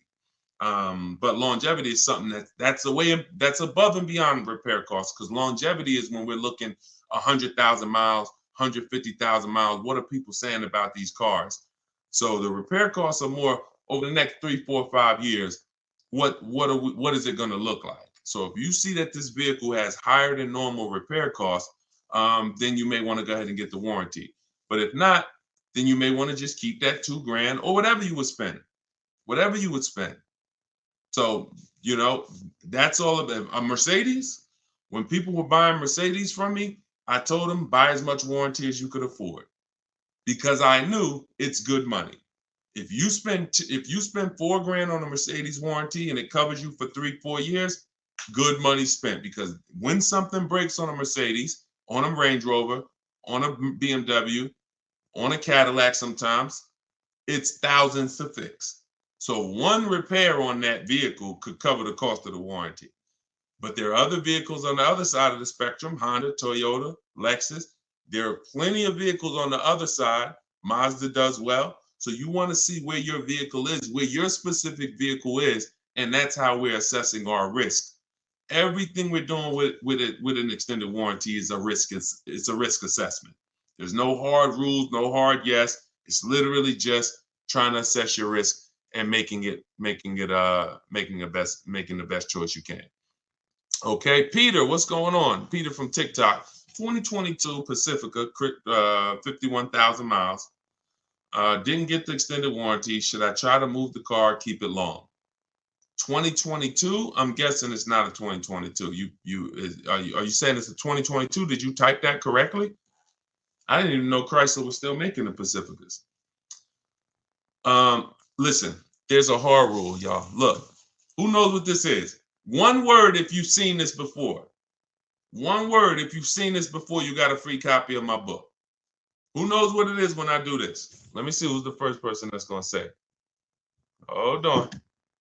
Because I know most of you are first timers. If you're a first timer here, type the number 1. But if you know what this is when I pull this out, one word.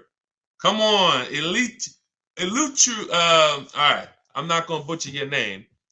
But yes, you got it. Elutrio. Depreciation. So I want you to send me an email.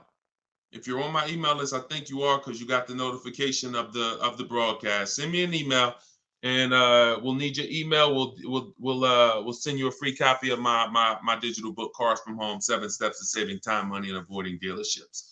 Because you're on point. This is depreciation. Whenever we think about replacing a car, this is how we have to think about it. Am I replacing a car when it's losing or lost its most value? This is what people usually do. You buy a car for $30,000. You bring it back the next day, it's worth $24,000, $26,000. You're like, wait, how did I lose that much money in one day? That's what it is. The car's been titled. It's no longer worth what you just paid for it. So, and the more you overpay, the more you lose, because it doesn't change. You could, if you overpay because you don't have any strategy and you end up paying 33, that car's still worth 26. That car's still worth 25, whatever it was going to be. But a year later, you buy a car for 30,000. What's it worth a year later? What's it worth? What if you buy a car right now for 30,000? What's that car worth 1 year later? Average miles. So we're answering Peter's question because he's asking, should he be replacing his car? And then every one of you who are not keeping your cars 8 years, you need to be thinking like this, because I'm about to show you that you're losing a lot of money by not leasing. Thousands of dollars. Okay. I don't think it's worth 10,000, Ken. You buy a car for 30,000, a year later it's probably worth 22 with average miles, 23 with average miles driven. That's the unseen expense. That's depreciation. Goes down like this. So you lose big percentages of your car's value every year in the form of equity. So whatever your car was worth today, a year from now, if you just recently bought it, you're going to lose a large percentage of the value. This is why when people say, and you might have said it, well, I don't lease because I like to drive as much as I want. I don't want to pay for the mile. Well, first of all, you can lease up to like 30,000 miles a year. Second of all, you pay for the miles whether you drive the car or not when you buy it. Well, let's go deep on this. If you park a car outside your house right now and you leave it there for 1 year, never drive it, you come back a year later, it's not worth what it was, right? Right? Right? Right or right? Okay, I want to make sure you're following this, because everyone who hasn't seen this lesson on depreciation, you need to burn this into your brain. It's very simple. It's this like a high school kid could understand what we're about to go over. So a car that you bought for 30,000 this year is going to be worth 23,000 next year with average miles, and then it's going to be worth 18,000 the next year, and then it's going to be worth 16,000 the third year, and then it's going to be worth 14,000 the fifth year. It's going to keep going down, but there's going to come a point in time where it's no longer losing that much money. Who has a car outside right now? If you've had it for at least 8 years, tell me how many years you've had it outside right now.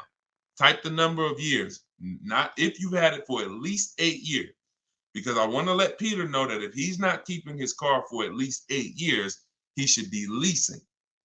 He should be shopping for great lease deals, not great purchase deals. And there's no way for you to get a great deal if you purchase when you should have leased. It's no way. And I'm going to show you that too. Okay, so tell me, let me know. Let me see. How many years have you had the car outside? So Al, I see you've had it for 14 years. Let me know. Who's had a car outside? Tell me the number of years. Greg, I see you, 5 years. Shakita, I said more than 10. Gigi Sweet Treats, I see you on Instagram, 9 years. Jose, 20 years. Okay, Jose on TikTok with the 20-year car outside. Helen, 10 years. Sprice on Instagram, 12 years. Okay, this is what you got to understand. All these people that you're hearing answer, if you are like not an 8-year, 10-year, 12-year, 20-year person, they're not like this with their depreciation anymore. They're like this. What does that mean? The same amount their car is worth today, a year from now, it's going to be worth about that. If their car is worth 7,000 today, it's going to be worth probably 6,500 a year from now, 6,600, 6,700. This is the only benefit of purchasing compared to shopping for great lease deals. So if what you're doing, you heard me 3 minutes ago talk about the money you're losing when you buy these cars in the short term, 10,000. You're losing 1,000, 5,000 this year, 3,000 this year, 20.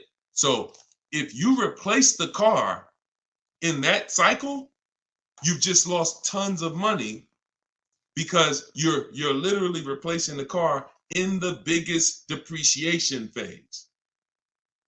And I always say cash buyers never do this The only people that do this, unfortunately, are people with a monthly payment. Because what you're doing is you haven't clearly see, what I'm showing you is the value of the asset, the value of the car. The value of the car isn't your loan. The amount you pay for it isn't your loan. That isn't the value of the asset. The asset is what's losing value every year. That's why some of you, when you high mileage drivers, if you're a high mileage driver, type HM. If you're a high mileage driver, type HM. You'll see that the asset loses your loan. You get a regular loan, but here's what you're doing. Because you're driving so much, you're destroying the car, the asset's value. Instead of you losing three grand like the average driver, you put 20,000 miles on your car, you lose 6 grand. Then you lose 6 grand. Then you lose 3 grand. So your car is worthless because you're the asset, but the loan is the same. The loan may be the same as a regular person.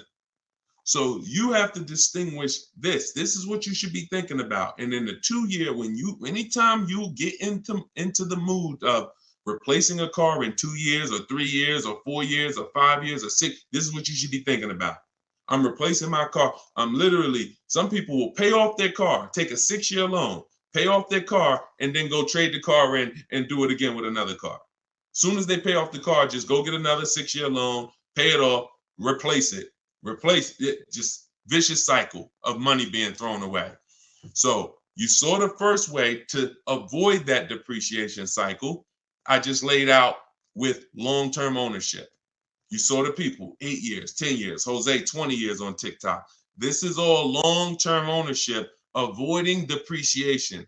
Here's the other way, great lease deals. Not average lease deals, not commercials that you see saying, hey, come lease this car, $400 a month with 4 grand down plus tax. No, great lease deals. Great lease deals look like this. Great lease deals are never advertised. This is Danielle. Look, Audi A3, got bids, $44,000 vehicle, $550 a month. No money out of pocket. $44,000 vehicle. Now, some of you know every $5,000 on a loan is about how much per month. I'm talking to the people that's been here, but some of you might have saw it in my social media videos too. Every $5,000 on a loan is how much per month. Thank you. Okay, dang, Eleuterio, you are totally on point. It's $100 on a 5-year loan. On a 5-year loan, so when you look at a car and you see $20,000, automatically in your mind should be that's about $400 a month. You should automatically default. I want you order. Some people say, Deshone, well, what if I want a 6-year loan? Well, let that be the backup. Don't default to a 6-year loan. Default to a 5-year loan. Because if you get a 5-year loan, you spend less money than if you get a 6-year loan. So default to a 5-year loan. When you look at a $20,000 car, say to yourself, it's about $400 a month. You look at a $40,000 car, it's about $800 a month. Because I remember every $5,000 is about, we all assuming money down. Well, I mean, no money down. We all assuming no money down. Every $5,000 you borrow on the loan is about $100 a month, depending on the interest rate. So this same car that Danielle is leasing for $550, somebody is paying $800-900 a month for it right now. Got the same deal she got, except they purchased and she leased. This is what you should be shopping for. Let's look at Benita. Now let's do something with a price. Look at Charles, $48,000 Hyundai Palisade. He leased it, got his bids. Because I know some of you look and saying, yo, how do you get these deals? These don't look like the commercials. No, we use a different system, a bidding system. That's how we get these deals. When you have 5 dealers competing to get you offered, this is the deals you're going to start getting too. When you go into one dealer and go back and forth, 80% of dealers are overpriced. So you're not going to see these numbers. You got to sit at home and bid and let these dealers come to you. But look, he's paying $597, $48,000 Hyundai Palisade. That same vehicle, no money down, It's rounded up to 50,000. That's almost $1,000 a month for 5 years. Even if somebody took a 6-year loan on it, there's people right now probably watching this. You got a Palisade, no money down. You're paying $900 a month. So this is, look, he's paying $597. So when we start, and I'll share more as we go into more questions. When you look at what I just told y'all, I told y'all this is the danger zone right here. You want to be over here 8 years or more, or you want to be over here shopping for great lease deals. You don't want to be purchasing, owning cars, replacing cars in this period, 2 years, 3 years, 4 years, 5 years. You are losing the most through depreciation. And somebody who's leasing is just really keeping thousands of dollars more in their household, driving better cars than you, because they're not putting the kind of money into a car you're putting in. They're only paying their little monthly payment, driving brand new cars, and paying a small amount for their usage. The people over here that have kept their car 8, 9, 10 years, they're keeping thousands in their household because they paid off their cars. Now their car's no longer depreciating, and they can just do what they want with it, have it in their household, and they've won.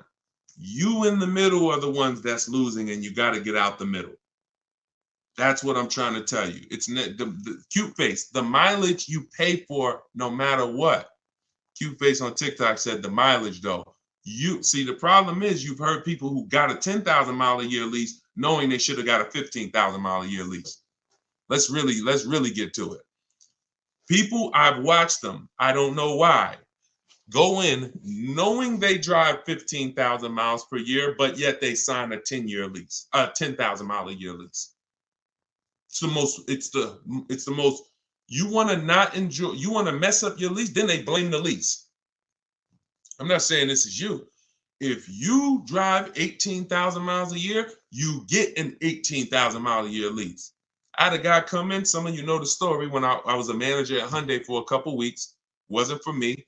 I left after 6 weeks, but I got a chance to see something there I'll never forget. Guy came in, he was returning his lease, and I was helping him do the paperwork. I said, I looked at his mileage. He had like 72,000 miles on it. I said, you leased this? He said, yeah, I'm in sales. That's all I do is lease. I said, oh, that's crazy. He said, yeah, I drive like 25,000 miles a year. I pay my lease payment. I bring that car back every 3 years. I just get a new one. I said, wow. Because I know what he was, I knew what he was avoiding, because I've had people come in, that kind of mileage on their cars worthless. They still owe a ton of money, 10 grand, 12 grand, negative equity all the time. So their car's worth 10, but they owe 20 on it because the mileage, it has 120,000 miles. It's ridiculous. I see it all the time.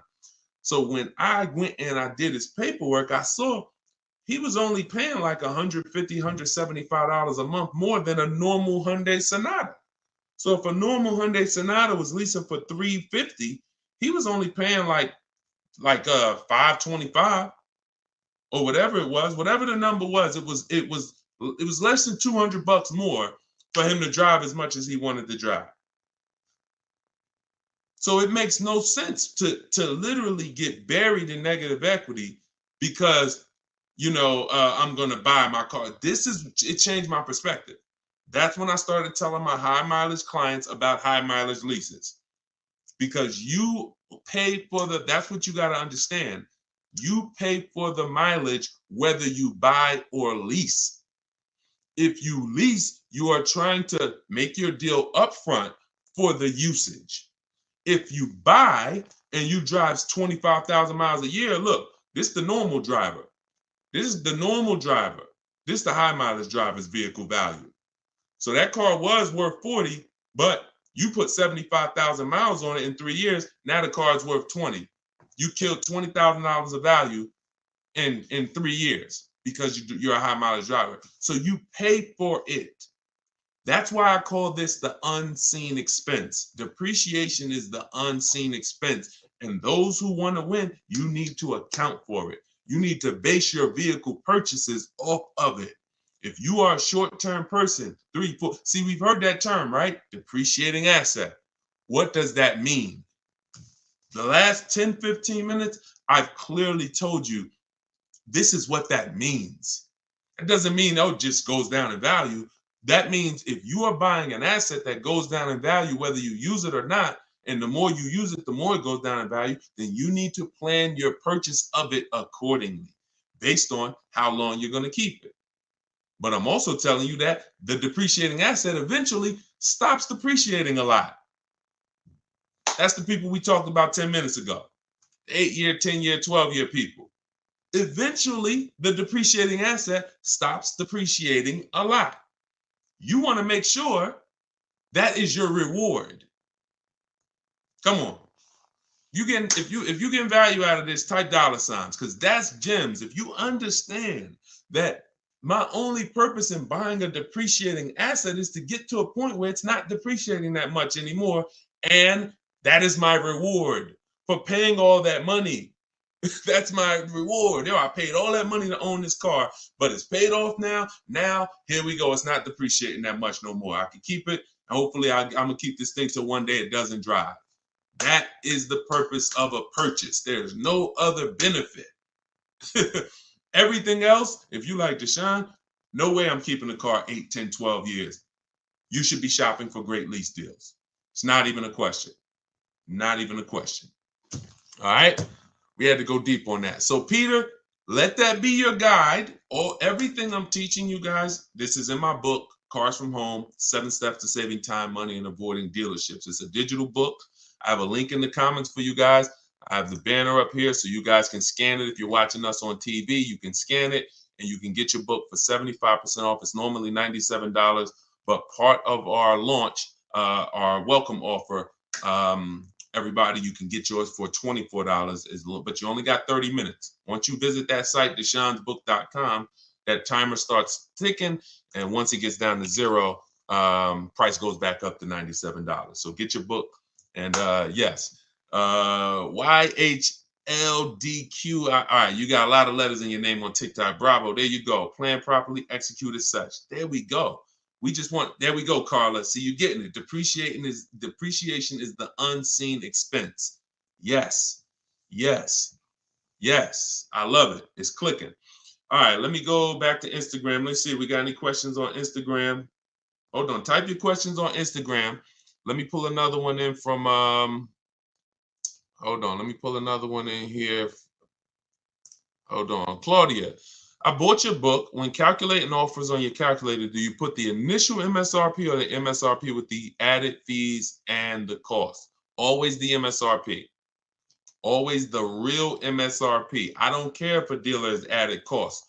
When we're comparing offers, we are only comparing other, because every dealer doesn't have those fees.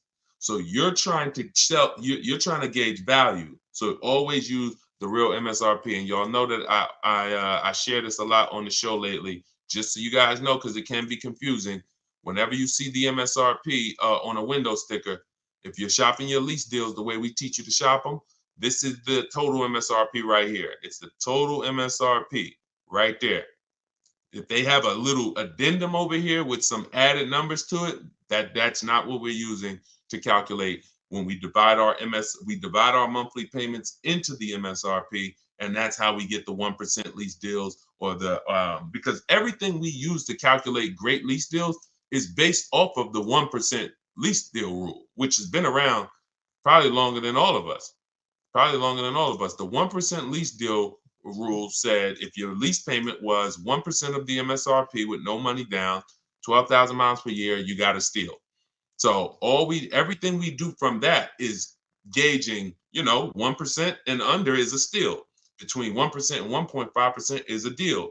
And above 1.5%, we don't take those. It's too high. You're paying too much money for a car you're giving back. But we don't go in. We don't go in saying, hey, get me under 1.5%. We get bids, because all these people that you see, Danielle got a 1.2% lease. Bonita, Charles on his Palisade. My God, some of you saw Kimberly's deal. She got under 1% on her new Maserati, 1.09%. Frina got her Jeep. Look, 0.88%, staying $579 a month, $65,000 MSRP on her Jeep. If they would have went in targeting, hey, yeah, get me here, then they would have lost. If they would have said, man, get me to 1.2%, they would have lost. You get bids, you get 5 offers, because 4 are going to be overpriced in most cases. 80% of dealers are overpriced. That's the data we've seen. And then you let the bottom of the market reveal itself to you. Okay? We don't know what we're going to say. We don't know how much money we're going to save off a car. We don't know until we get those bids, and then the bottom reveals itself. So we're never fishing for the bottom. We're getting bids and revealing the bottom. Okay, Rev Michael Dancy, what's up? I'm waiting for the 2025 miles to come in so I can capitalize on the 2024. That's cool if they're still around, for certain. Yeah, but make sure that you compare, because you want to have enough 2024s to get bids. You want to have, a lot of times, if there's a lot of leftovers, then you could do well. If there's not too many leftovers, sometimes the only ones that are left over are the ones with all the equipment. Like whenever we had the leftovers, the ones that were the most popular, they sold quick. But the ones that were left over, they sold, all the ones that had a bunch of equipment packages that weren't really popular, those were the ones that were left over. But it's different now. Inventory is back. A lot of dealers have tons of inventory now. So that could be a good strategy. But I like the idea of being in the market 3 months before you need a car, and then, being positioned so when a dealership needs a car, a sell desperately, you're the one they call. Because most people, Michael, they're going into dealerships and they need a car today, this week, maybe this month, latest. That's most people. So they're not going to be able to be positioned, unfortunately. That's why I don't want you emergency shopping anymore. I'm talking to everyone. When you're using a bidding system, you're reaching out, you're contacting multiple dealers. I have a system in my book, I call it the 25 to 5. This is for new cars and leases, 25 to 5. So we're creating contact with 25 dealers on their website, telling them what we want. We do this in 20 minutes, literally 20 minutes, because I also have, things you copy and paste in there to make it quicker. But once you do this, now what you're doing is you're seeing who has a car, and then you're sending a template to request a quote, and then we say out of 25 dealers, we're going to get 5 quotes, at least 5 to 7. If we don't like those quotes, we've already told them in our initial email when our deadline is. This is important. This isn't information we hold back. We say, hey, I could buy a car today. Whenever we reach out, we always say, this is built into my template. This is something you want to say. When you reach out today, I could buy a car today. That lets them know you're a serious buyer. But I don't need a car until this day. We call that our no later than date. Why that's important? Because a dealer's mind is about today. So when we say I can buy a car, I can make a deal today, it gets them excited. Oh, I got a serious buyer on my hands. But when we say, hey, but I don't need a car until end of the summer. I don't need a car until winter. I don't need a car until such and such. Now that's a takeaway. That's a psychological takeaway. So it makes them want the business more, but they know, okay, I got all these people in my showroom now. Let me handle them. But this guy, Charles, this guy, Michael, this woman, Medina, I know she's a real buyer. So I'm going to search and see what I got coming. Maybe I got a car coming in 6 weeks. Hey, Medina, I got this car coming in 6 weeks. It'll be here by the end of next month. Are you open to that if I were? Absolutely. So you have more inventory to shop from than a person today. So if you have a car and you need a car this week, understandable. I have the best bidding system in the world. My book will walk you through it step by step to get below market deals quickly. I don't really trust you to go out and get a great below market deal using no strategy if you have to get a car in a matter of days. But if you have time, time is a luxury. Time is an asset.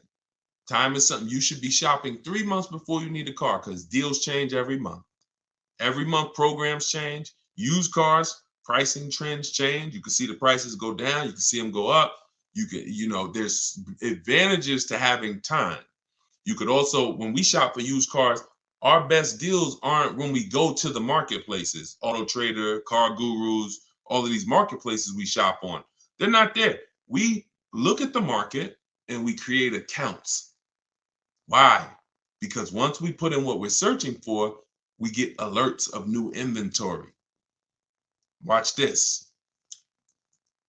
If I want, I can't teach you. You can't get a below market deal. Dad, y'all running the lights up on TikTok. Shout out to the people tapping the screen. See y'all. Appreciate y'all.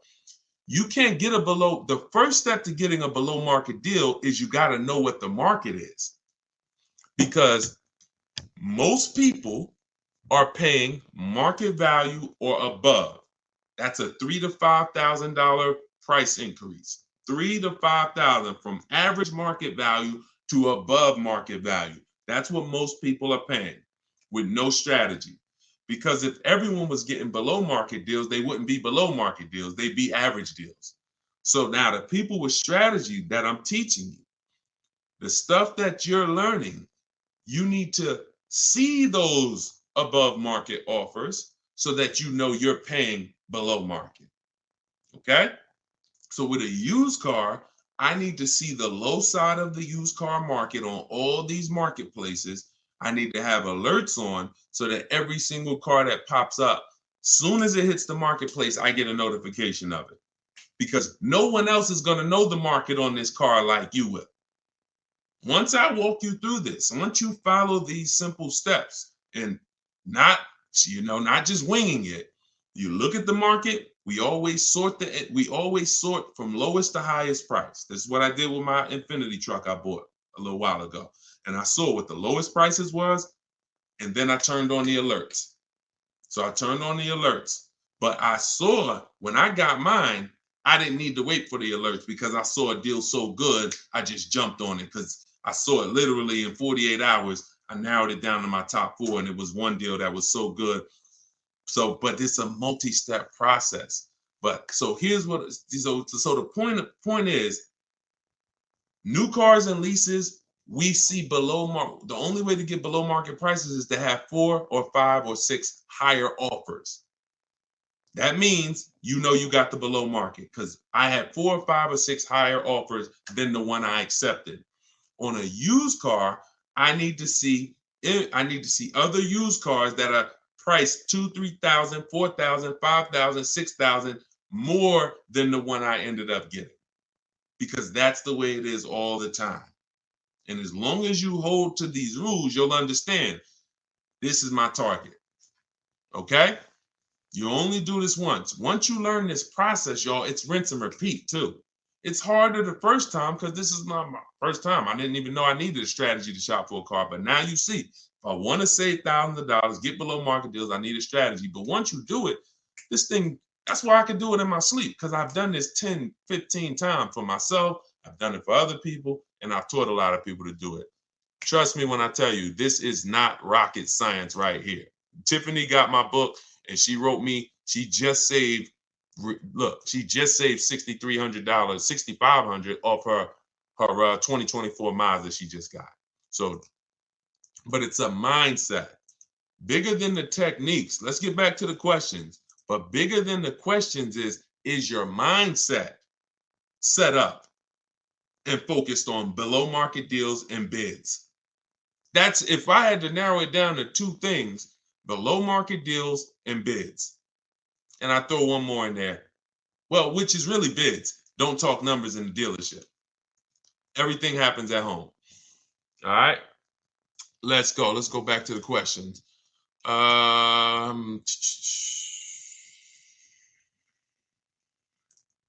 All right. Queens Medina says, so it's not a whole lot of Mazda dealerships in the area for competition. Go wider. Go wider. Go on the website, put your zip code in, go wider. Look, you don't think the dealers know that in your area? So if a dealer knows it's only 6 Mazda dealers within a 30-mile radius, you don't think they know that? Not going to get aggressive. They don't expect someone to drive 100 miles to go get their Mazda. Shonda was getting a Volvo a year ago. I remember this young lady. She was in my, and anyone who wants to know more about my actual video program, my coaching program, you can go to my bio after. Sometime you can attend my free masterclass, Everything You're Doing Wrong, Buying, Selling, and Leasing Cars. That's a 1-hour class. We go very deep, but I got slides, leasing versus buying, very deep. And, but she's in my program. So, but the steps are the same. See, my program, 7 steps. My book, 7 steps. Same thing. Just get in where you fit in. So she said, she's in Northern California. She said, Deshone, I'm said I'm shopping for this Volvo. No dealer in Northern California came close to this dealer in Southern California. They're saving me like $3,000 above my best deal I got so far. So she had some discounts already. I think her biggest discount was like $3,000, and this dealer was willing to do like $6,000 with all the rebates below MSRP. I said, so what are you gonna do? She said, I just got a plane ticket. It was $70-something. I said, that's what I would do. I would be on a plane, going to pick up my new car, knowing that this $75 just saved me $3,000 on a plane ticket. We got to be willing to go wide, and that's the science of shopping from home.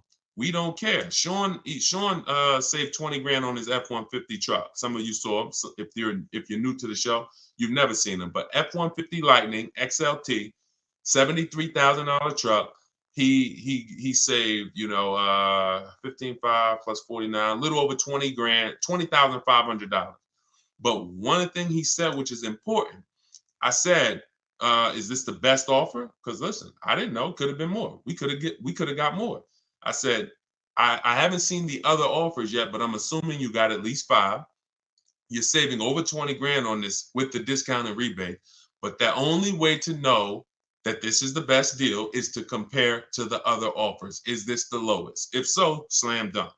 He said, guess I could have put a little more info. Yes, I got about 15 quotes. Couldn't find anything under MSRP. Follow me. He said, I expanded my search to 150 miles outside my area to find this deal. I'm going to another state to pick this up, which is something I never would have thought of before. You think he cares about shopping cross state lines anymore? You think you get what I'm saying? So it's a program way to shop that makes the dealers money. And in order for you to save all the money, you now have to step out of that program and let everybody else run that old way. Let everybody else go in and go back and forth with one dealer and think they won. Let everybody else do that. You are going to break away from that, and you're going to sit at your house, and you're going to use a computer or phone, and you're going to have these dealers bidding, and you're going to see the most money you've ever saved in your life, and you're going to have price assurance, guarantees. I always say, if I ask you when you get your car, hey, bet me $500 I can't get a better price than you just got right now. Most of you would say no, but Sean would say, man, bet me. Let's go. If you find a truck more than what I just got, anyone who's using a bid, when you get your bids and that's the deal you accept, Tiffany, when she just got her Mazda, she got bids. If I was to bet her, she said, yeah, I'll take that bet. Because I know I saw a lot of offers. I know I did 25 dealers. I know you ain't going to find something better than what I got. And that's what I like. That's what I want for you. Okay? So forget about your area, Queen Medina. Just bought your book. Awesome. True Southern Girl on YouTube. Enjoy it. Use it. And everybody do like what Tiffany did. When you get your deals, write me, email me, so that we can bring them onto the show. Okay? I don't know why my live just ended on TikTok. Hold on. Why did my live just end out of nowhere on TikTok? Hold on. Let's get TikTok back. Technology sometimes. All right. That's coming back. So, all right, let's go to Instagram for a question. Let's see. Are y'all typing questions on Instagram? I see a lot of people, but I don't see a lot of questions. No. All right, let's go back to YouTube. Instagram. Type your questions. I don't see your questions here. So, I'm looking at Elite Travels. I'm looking at. Why is it saying my internet connection? Okay. All right, we're gonna let TikTok do what it's doing right now. I'm looking at a Lexus IS 350, fully loaded, monthly payment $710, 0 down, car worth $51,000. You don't know if you can't tell me that dealer you are buying from beat at least 5 other dealers. Hold on.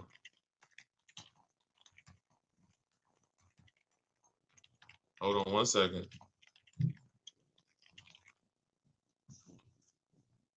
Okay, let's get back here. Okay, so you have a price on this car. Now, the only way I'm gonna tell you, just like I said to Sean, I don't care what. Now you're going into monthly payments. You're not talking about the price of the car. The price of the car is what you should be separating from the monthly payments. Until you know that you have the car, the best dealer, one, beat all their other competition and has agreed to sell you. I don't know what happened, TikTok. So come on back in. We got blocked out for a second. That's all that matters. You're putting the cart way before the horse, and you're mixing two transactions. You're giving the dealer your loan and you're looking at the car. If you didn't bid these two things out, there's no way for you to get a good deal. There's no way for you to get a good deal, because you will never have price assurance. You'll have buyer remorse. You're wondering, did I get a good interest rate? Did I get a good price? So the first thing you have to do is get 5 offers on this Lexus. Forget about the monthly payment. I'm looking for a Lexus IS 350 fully loaded. If you're going to use my way, we're going on the dealer's websites, 25 to 5 in my book, $24 in the comment section. If you're going to do it your way, you're at least going to speak to 5 Lexus dealers. You can ask for the sales managers. You're going to get 5 offers, and you're going to compare and find the dealer who's going to sell you the Lexus at the lowest price. And then here comes your loan. Then you come home and you would do what we call the bank bidding war. So we have a process we do where we let an almost unlimited number of people run our credit so that we can bid out our loan. I said earlier in the show, there's people who they don't sell cars, they just want to lend you money. There's a lot of money in loans. $50,000 car, 1 point on the interest rate is probably $1,500. 1 point. Might be even more than that, quite honestly. 1 point. So that means if you end up with a 7.29 interest rate, but you could have got a 6.29 interest rate, that's probably $1,500 at least. God forbid, 2 points. 2 points. So we take the shopping of our loan just as serious as we take the shopping of our car, but we separate them. And so when you come home, after you seal your deal with the best dealer, you reserve the car, say, hey, great, we already got my business. You got the business. I'm now going to get my loan. I'll call you tomorrow. Then we come and we start the bank bidding war. Well, we started before this, but this is round 2 of it. We come home and we call our bank, we call our credit union, we go online, let all the online lenders access our credit. Who's going to give me the best loan for this Lexus that I'm about to pick up tomorrow or the next day? Now, out of all of those people competing, we take the best loan and then we call the dealer and say, hey, this is the best loan I got. If you guys can beat it, I'll give the business to you. That's the bank bidding war, because the dealer has another 5, 7, 10, 15 banks that he gives a lot of business to every month, that he wants to see if he can beat that and earn your business on the loan. You want people fighting for your business. Everything is a fight. Everything is a fight. So that's what you want. All right. There you go. It's the biggest thing. I used to call these the 3 pillars of great car deals. Who you buy your car from, who you buy your car from, who you get your loan from, who you sell your old car to. You have to bid out each one. And that's how you guarantee you got the best deal. You can't give the dealer all 3 of these and you just work this out for me. No, it's too much money in each of those transactions. And once you do this, you'll see it's easy. Nothing I'm telling you is hard. All right? Nothing that I'm telling you is hard. All right? Vince, I see you. Wait, did we get any questions on Instagram yet? Okay, hold on. Let me see. Because I said I'd go to Instagram next, and then I got you. Looking to purchase a mobile grooming van. Can these steps be used for that? Certainly. Only thing I would tell you with a business is make sure that your loan, well, you're not a high mileage driver, so absolutely. Anything where you're purchasing a vehicle, new, used, leased, I'm the best resource in the world. I will put my strategies up against it. And not only that, I put anyone who learned from me. I put I put Benita up against anybody. I put Charles up against anybody. I put Kimberly against anybody. I put Eddie against anybody. I put Danielle against anybody. I put Frina against anybody. I put Pierre against anybody. I put any. So I don't, yeah, of course. You're like, yeah, Deshone, of course, you could find a better deal than me. I put anyone who's using my stuff. Tiffany just got my book and just used it and got her Mazda. I put her up against anybody. Because once you learn to get bids, it's a science. Once you learn, you're going to get better deals than anyone who's not getting bids. Always. Because you're going to talk to the same dealers they're talking to, and you're going to talk to a lot more other dealers than them faster than them. So the name of the game is bids. So for all of you who just jumped on, everything I'm teaching is out of my new book, Cars from Home. 7 Steps to Saving Time, Money, and Avoiding Dealers. You can get your copy for 75% off. It's normally $97, but you can get it for $24 for 30 minutes. When you go and visit my website, deshonsbook.com, and once that timer hits 0, though, it goes back up to $97. So you can get it in the comment section on YouTube or Facebook, or in my Instagram or TikTok bios. I have a website there. You click the website and then click the button for the book.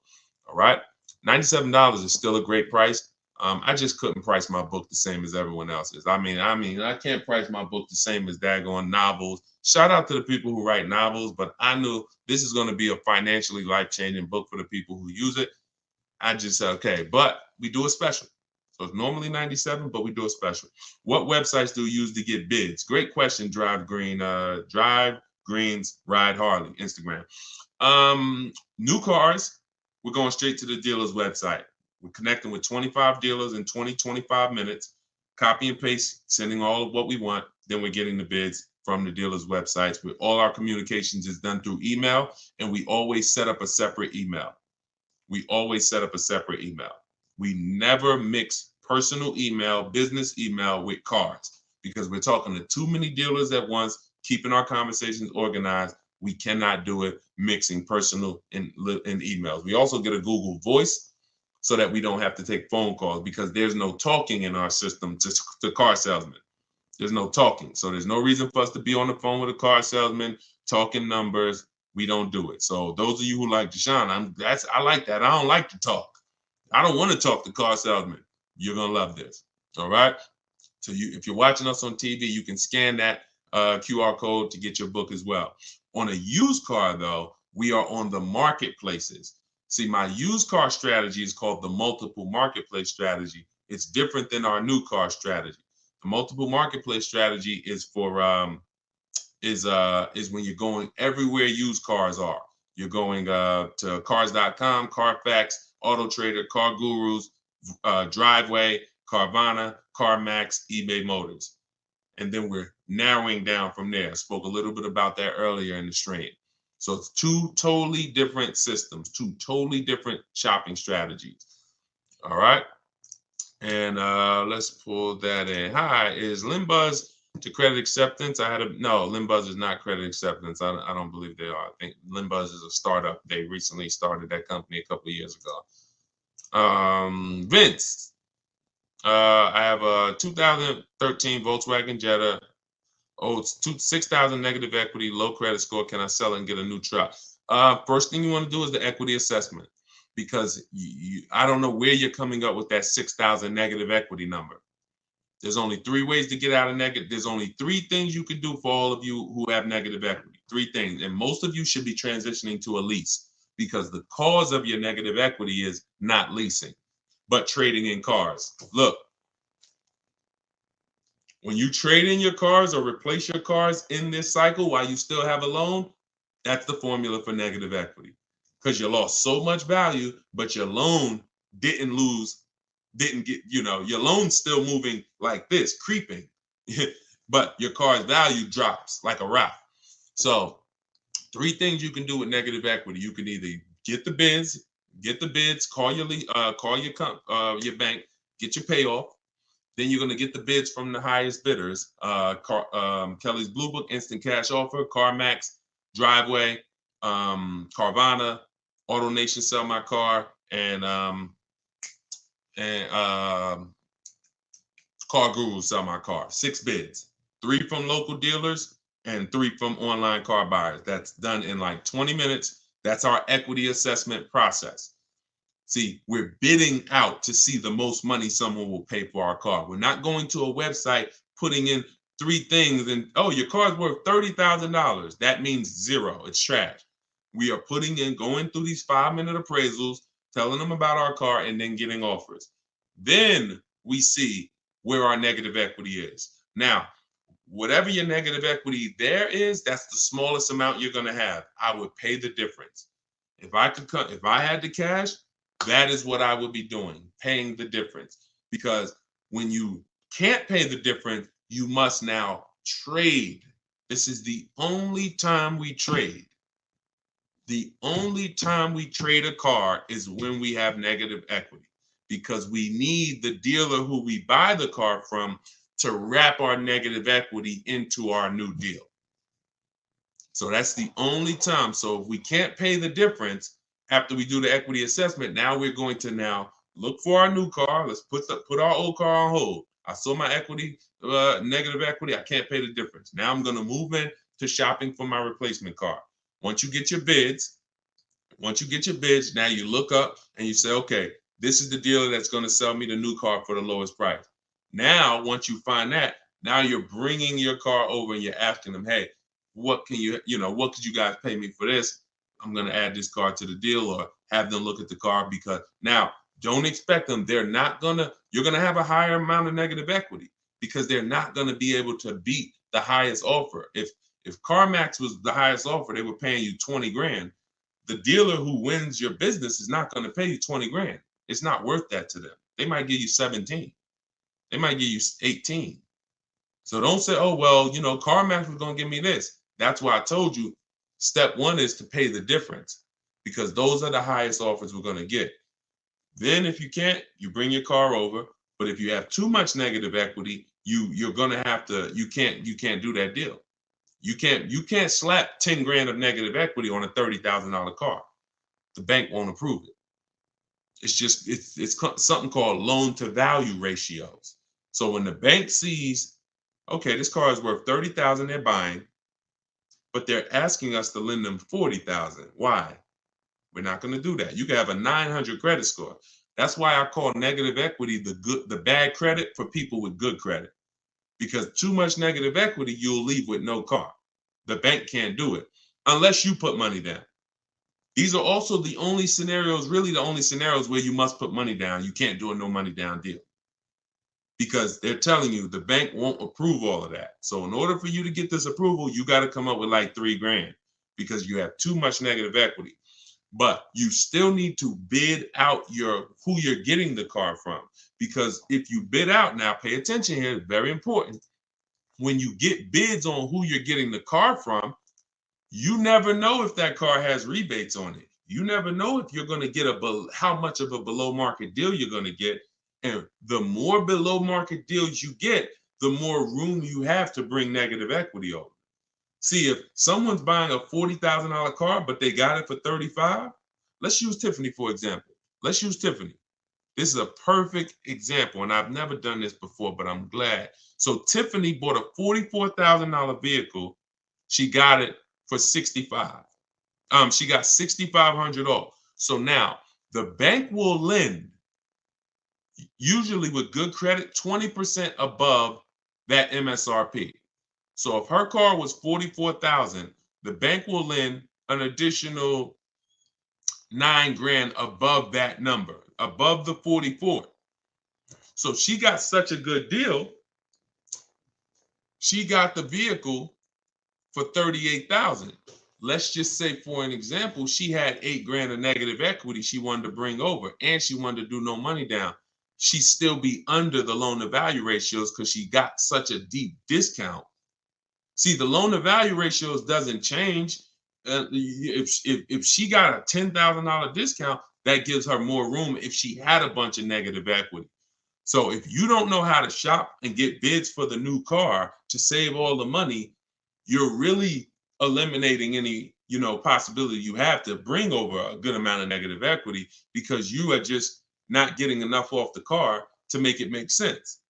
So that's why even when you have negative equity, if you can't pay the difference between the car and the online bidders, you still want to take the second part, which is getting bids for whoever's going to sell you the car seriously, because if you don't get a good discount and you try to slap all that negative equity over, they're not going to allow it. And then you're stuck. Or you're not stuck, you just need to stay in that car and pay down the balance more. So those are the solutions for negative equity. And then the biggest thing is stay out of it.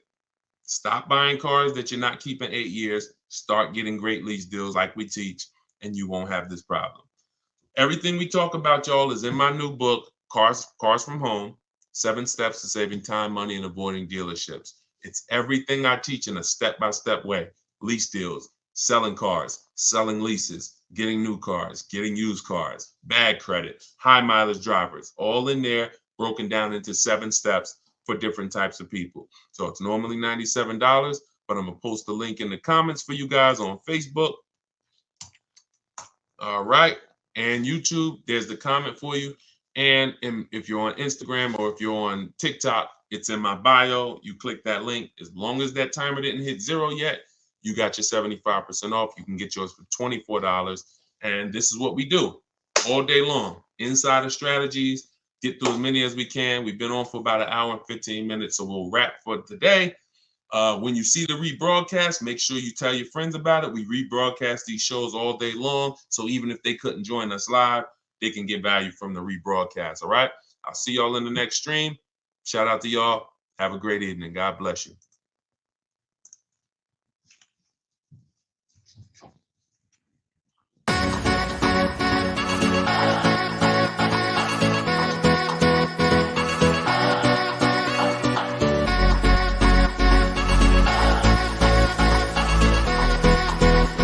The worst possible thing you could say when you walk into a car dealership. I spent 5 years with Mercedes-Benz, 5 with General Motors, and the worst thing a person could say when they walk in is, if you could just get me to this payment, we got a deal. So your loan's probably still like 19, which means you got to pay to get out. You're upside down. It's called negative equity.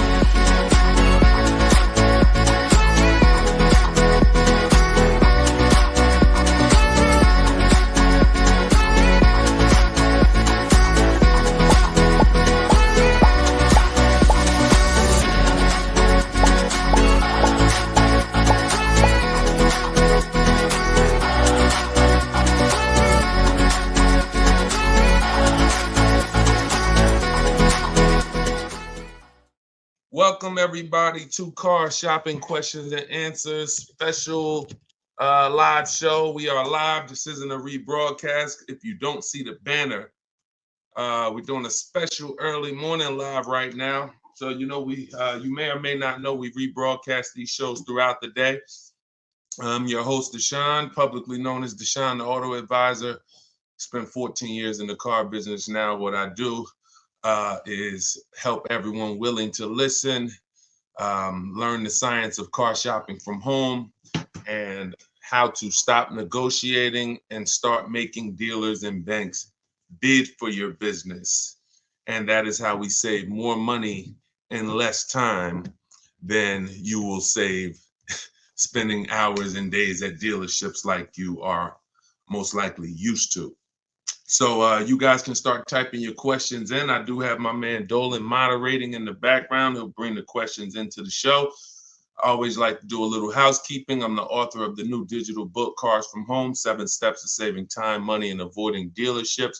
We are currently rated at 4.94 stars. Actually, right now, I got to do another screenshot. We got 35 ratings and 28 reviews. So thank you to everyone who's reviewed the book on Goodreads.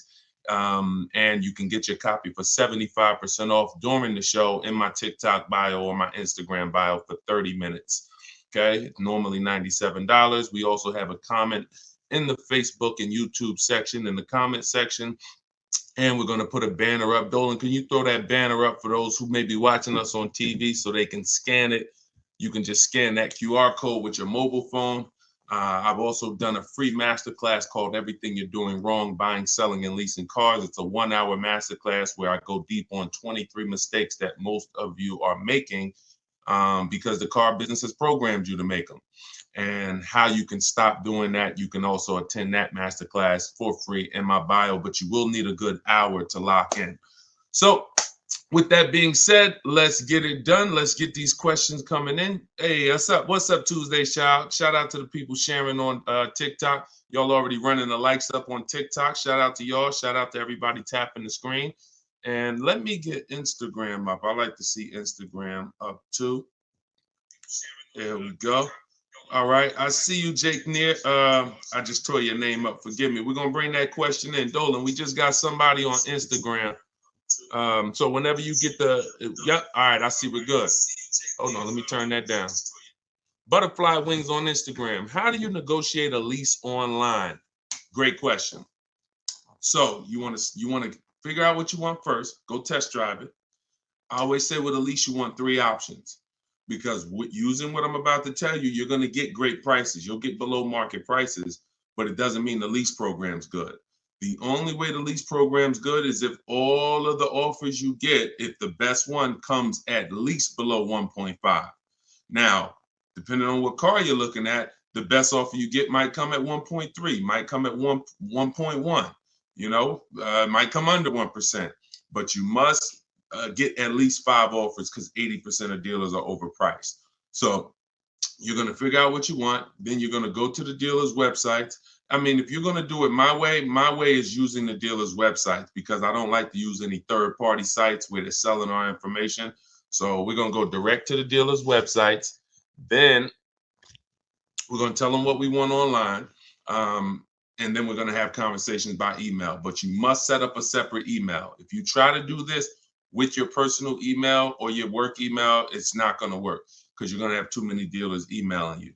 So you want a separate email. This is all in my book. I'm telling you what I call my 25-to-5 system. We reach out to 25 dealers online, and we're going to get 5 quotes from those 25. One of those quotes is going to beat everybody else. So it's a numbers game. So reaching out to dealers online, telling them what you want, and having the conversations. Now, if you're not going to get my book, which is $24 in the comment section or in my bio, as long as you get there with this 75% off, then you might do it manually. You might call and get these offers. You might call, ask for a manager. I don't talk to salespeople. So anything I'm ever teaching you to do is going to be to avoid salespeople. That's why we're avoiding dealerships altogether, but especially salespeople, because you don't know who you're going to get. You don't know if you're going to get, you just don't know who you're going to get. And 80% of salespeople should not be in the car business. So that's why we're never going to talk to salespeople to try to get our offers. We're either going to deal with managers or you're going to do it my way, which you're not even talking. You're using my scripts because I wrote the templates that you use. You fill in what you want, send it out to the dealers. Then when they come back, you got to expect this, y'all. You got to expect that dealers 80% are not going to make it easy. They're going to try to have a conversation with you, even by email, to get you on their terms, to get you on the phone, to get you to, hey, can I get your address? Hey, can we have a quick conversation? Hey, when can you come in? That's why I wrote scripts for everything you copy and paste to them. Like when they say, yo, can I get you on the phone? Hey, I'm gonna be handling all my purchase online, and then you ask a question because there's phases to what we're doing when we're communicating online. There's phases. First thing we're trying to do is see who has a car. There's no point in us talking to a dealer that doesn't even have a car we're interested in. That's why the first thing we're doing when we contact them is letting them know this is what I'm looking for. These are my options. I'll do a blue, gray, or silver one. These are the packages I'm looking for. That's the first thing. We're letting them know what we're looking for. We're letting them know our deadlines. So if you don't have a car, we're not even talking and moving to the next step. So the first conversation, the first set of scripts that I wrote is to verify who even has a car. Then once we verify who has a car, let's say we connect with 25 dealers online like we do, then you're going to come down and say, all right, and this is the only bad part I'm telling you about calling around. Because if you talk to managers, you don't know who has a car. So that's the first thing. Before you request a quote, get a price, you must verify, do these people even have a car that matches something that I would consider? So once you verify that, now it's time to request the offer. And our goal is to get at least 5 offers, 5 to 7, because 80% of dealers are going to be overpriced. And you need to reveal that to yourself. When you start seeing these offers, how am I looking at the same car? One person is $20,000, another person $23,000, another person $25,000. That's the way it works. You know, Tuesday Shout, this information is priceless. I appreciate you. That's what we do. And we only do it for the people who are locked in. A couple of you are locked in, and that's who you are, who I'm here for. So so that's what you want. You could either do it manually or you could do it my way using emails. It's up to you. But I didn't want you talking, because I know the more you talk, the more you're going to mess up the deal. No offense, I wouldn't talk. I'm a great negotiator. I wouldn't talk. The more I talk, the more I'm messing up the deal. The more I give up. We don't want to be in a verbal battle. Because again, we're not negotiating traditionally anymore. We're not doing what's called one-to-one negotiations, where you're sitting down with one person looking to get a deal. We're doing what's called one-to-many negotiations, which is how you save the most money, because when other people know you are shopping multiple offers, they're kind of negotiating against each other versus negotiating with just you. So, all right, that's how you got to do it if you want to do it quick and save all the money. Okay, go ahead, Dolan, shoot the next one in. We are live. I know y'all are not used to seeing us live this time. Whenever you don't see the banner above me that tells you the times we're live, that means we're live. So we're just doing a special early morning here on the East Coast live. But you know, we do broadcast these shows throughout the day, so you can be seeing this at any time. And we found that a lot of people get value out of the live show or the rebroadcast, because the people who are live with us are actually asking the same questions that people would be asking, you know, whether they're watching the rebroadcast. Okay, this is from Instagram. My lease is ending in October. I received a text from my dealer that they have great deals available. Absolutely. Should I even explore those offers at this point, or wait until my lease ends? That's a great question.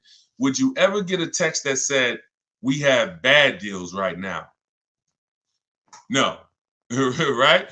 The only text you're going to look, who's getting calls right now from dealers, just so we can let this young man or I can't tell by your name, just so we can let this person know that it's not just them. Who's getting texts, emails, phone calls right now? We have great deals right now from the dealer who sold them their car. Type me if you are getting those calls or texts. All right. Look. Look, on all the platforms, we got people typing me. So you understand, it's not just you. These are automated things. Even when they call you and say, hey, look, look, everybody. Even when they call you and say, hey, your 2019 Subaru Impreza, that red one you got. Matter of fact, you could have the most one-off color. You know that lime green Subaru Impreza you got? I got somebody looking for that exact car. This is all automated stuff. This is all templates. That's the reason why we use templates. That's the reason why I want you to use templates. The templates in my book. You know, because this is copy and paste. Hey, Jim, the deals are great right now. Hey, Jane, we could get you out of your lease early. You know, if we could just have a short conversation. So before you even think about anything, I need you to never fall for that. Never think this is an isolated thing for me. This is a template that goes out to thousands of people, and my name and information is filled in, even when you get letters to your house.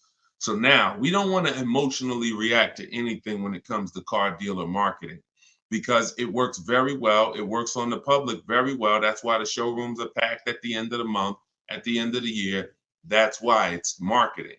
It has nothing to do with getting great deals. Now, what you should be doing is controlling your deal. First thing you're going to do is decide whether you're leasing or buying again. If you're not buying your car to keep it 8 years to beat depreciation, then you should not be buying. You should be leasing.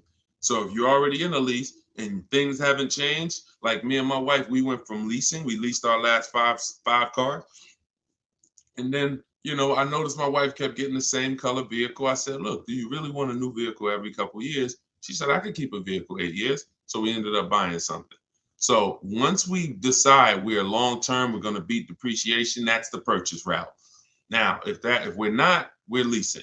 So once we are shopping for, once we decide that's step one in my process. See, I want you guys to get familiar with shopping with a process versus just winging it.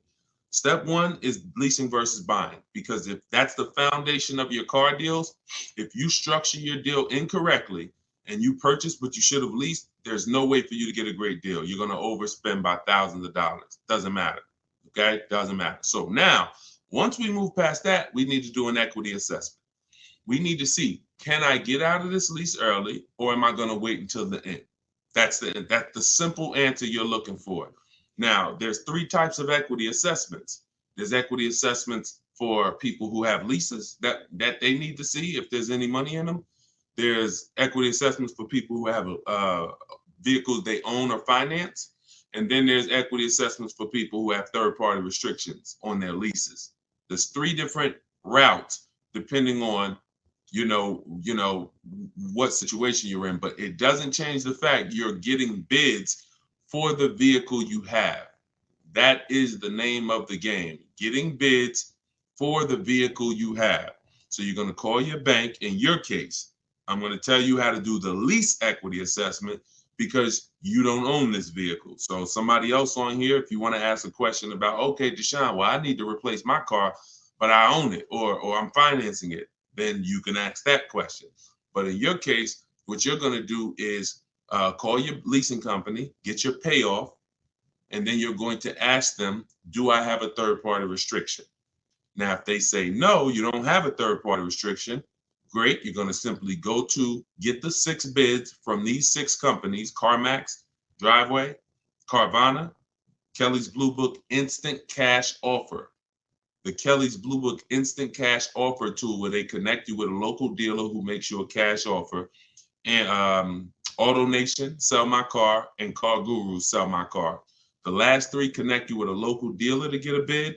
The first 3 are online car buyers. These are the most savvy car buyers. They cut checks instantly. This isn't like listing your car privately. This is like, hey, I come in, I see you do an inspection, I leave with a check.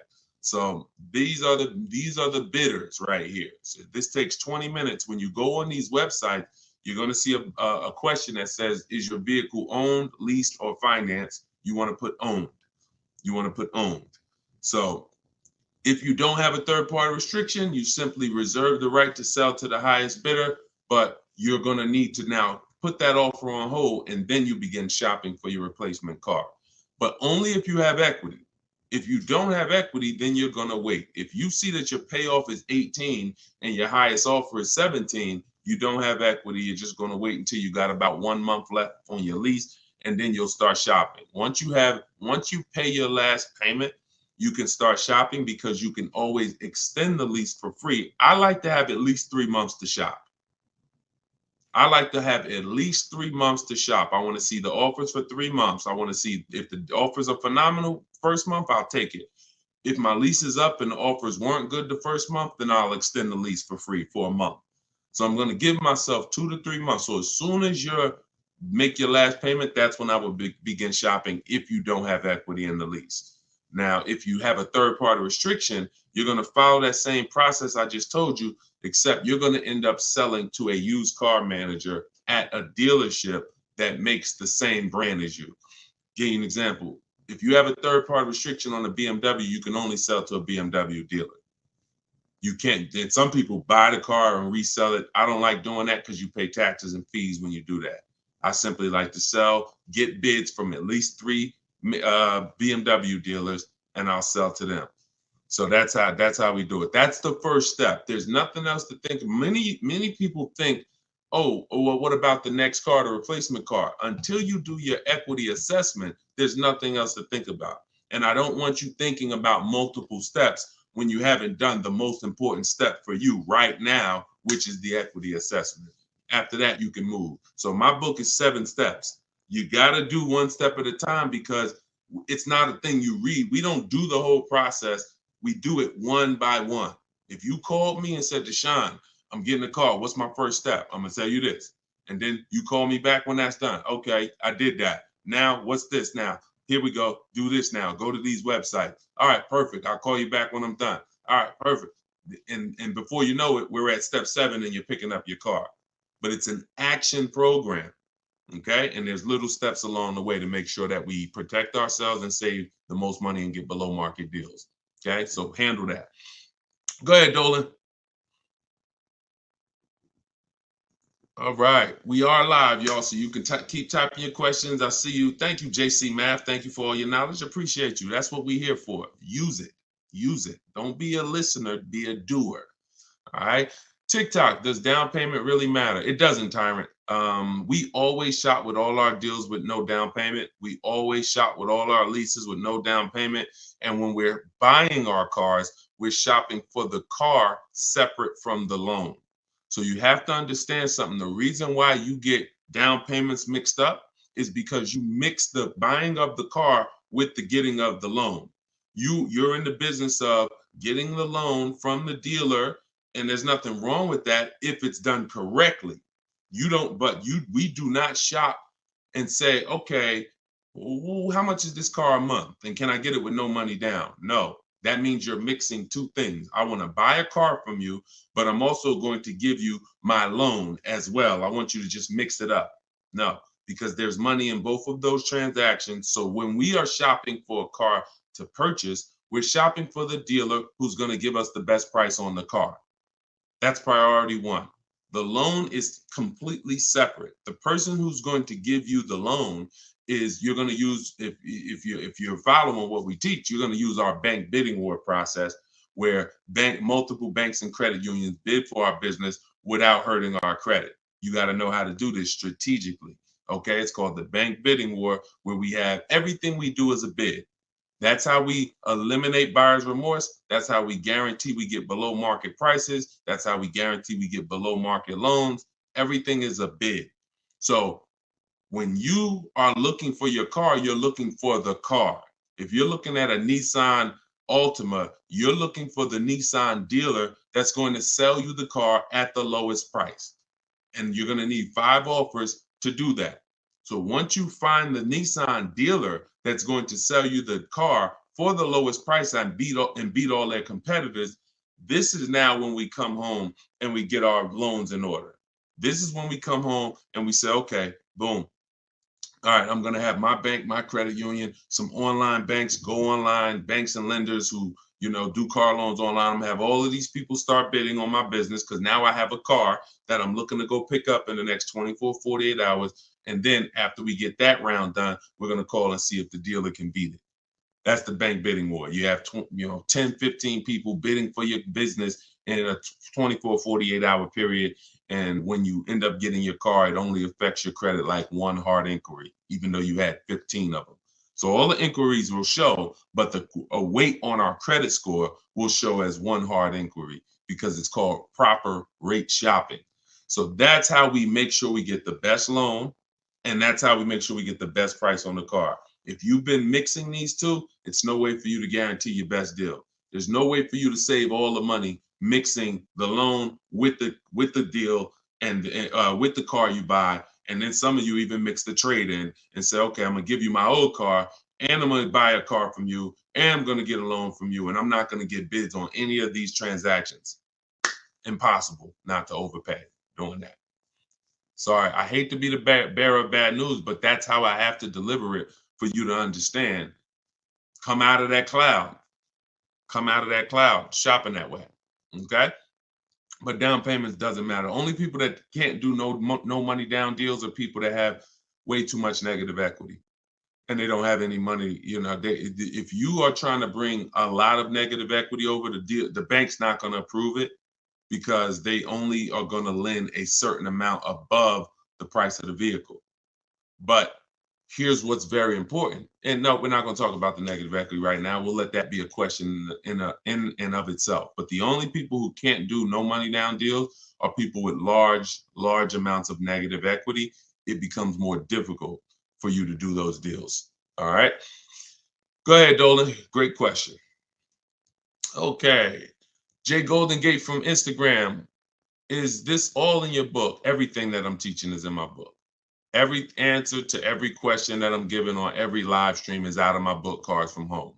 7 Steps to Saving Time, Money, and Avoiding Dealerships. I even try to let you know what step I'm teaching from because I want you to get familiar with the steps. Step 1 is the most important question. How many years you keep in the car?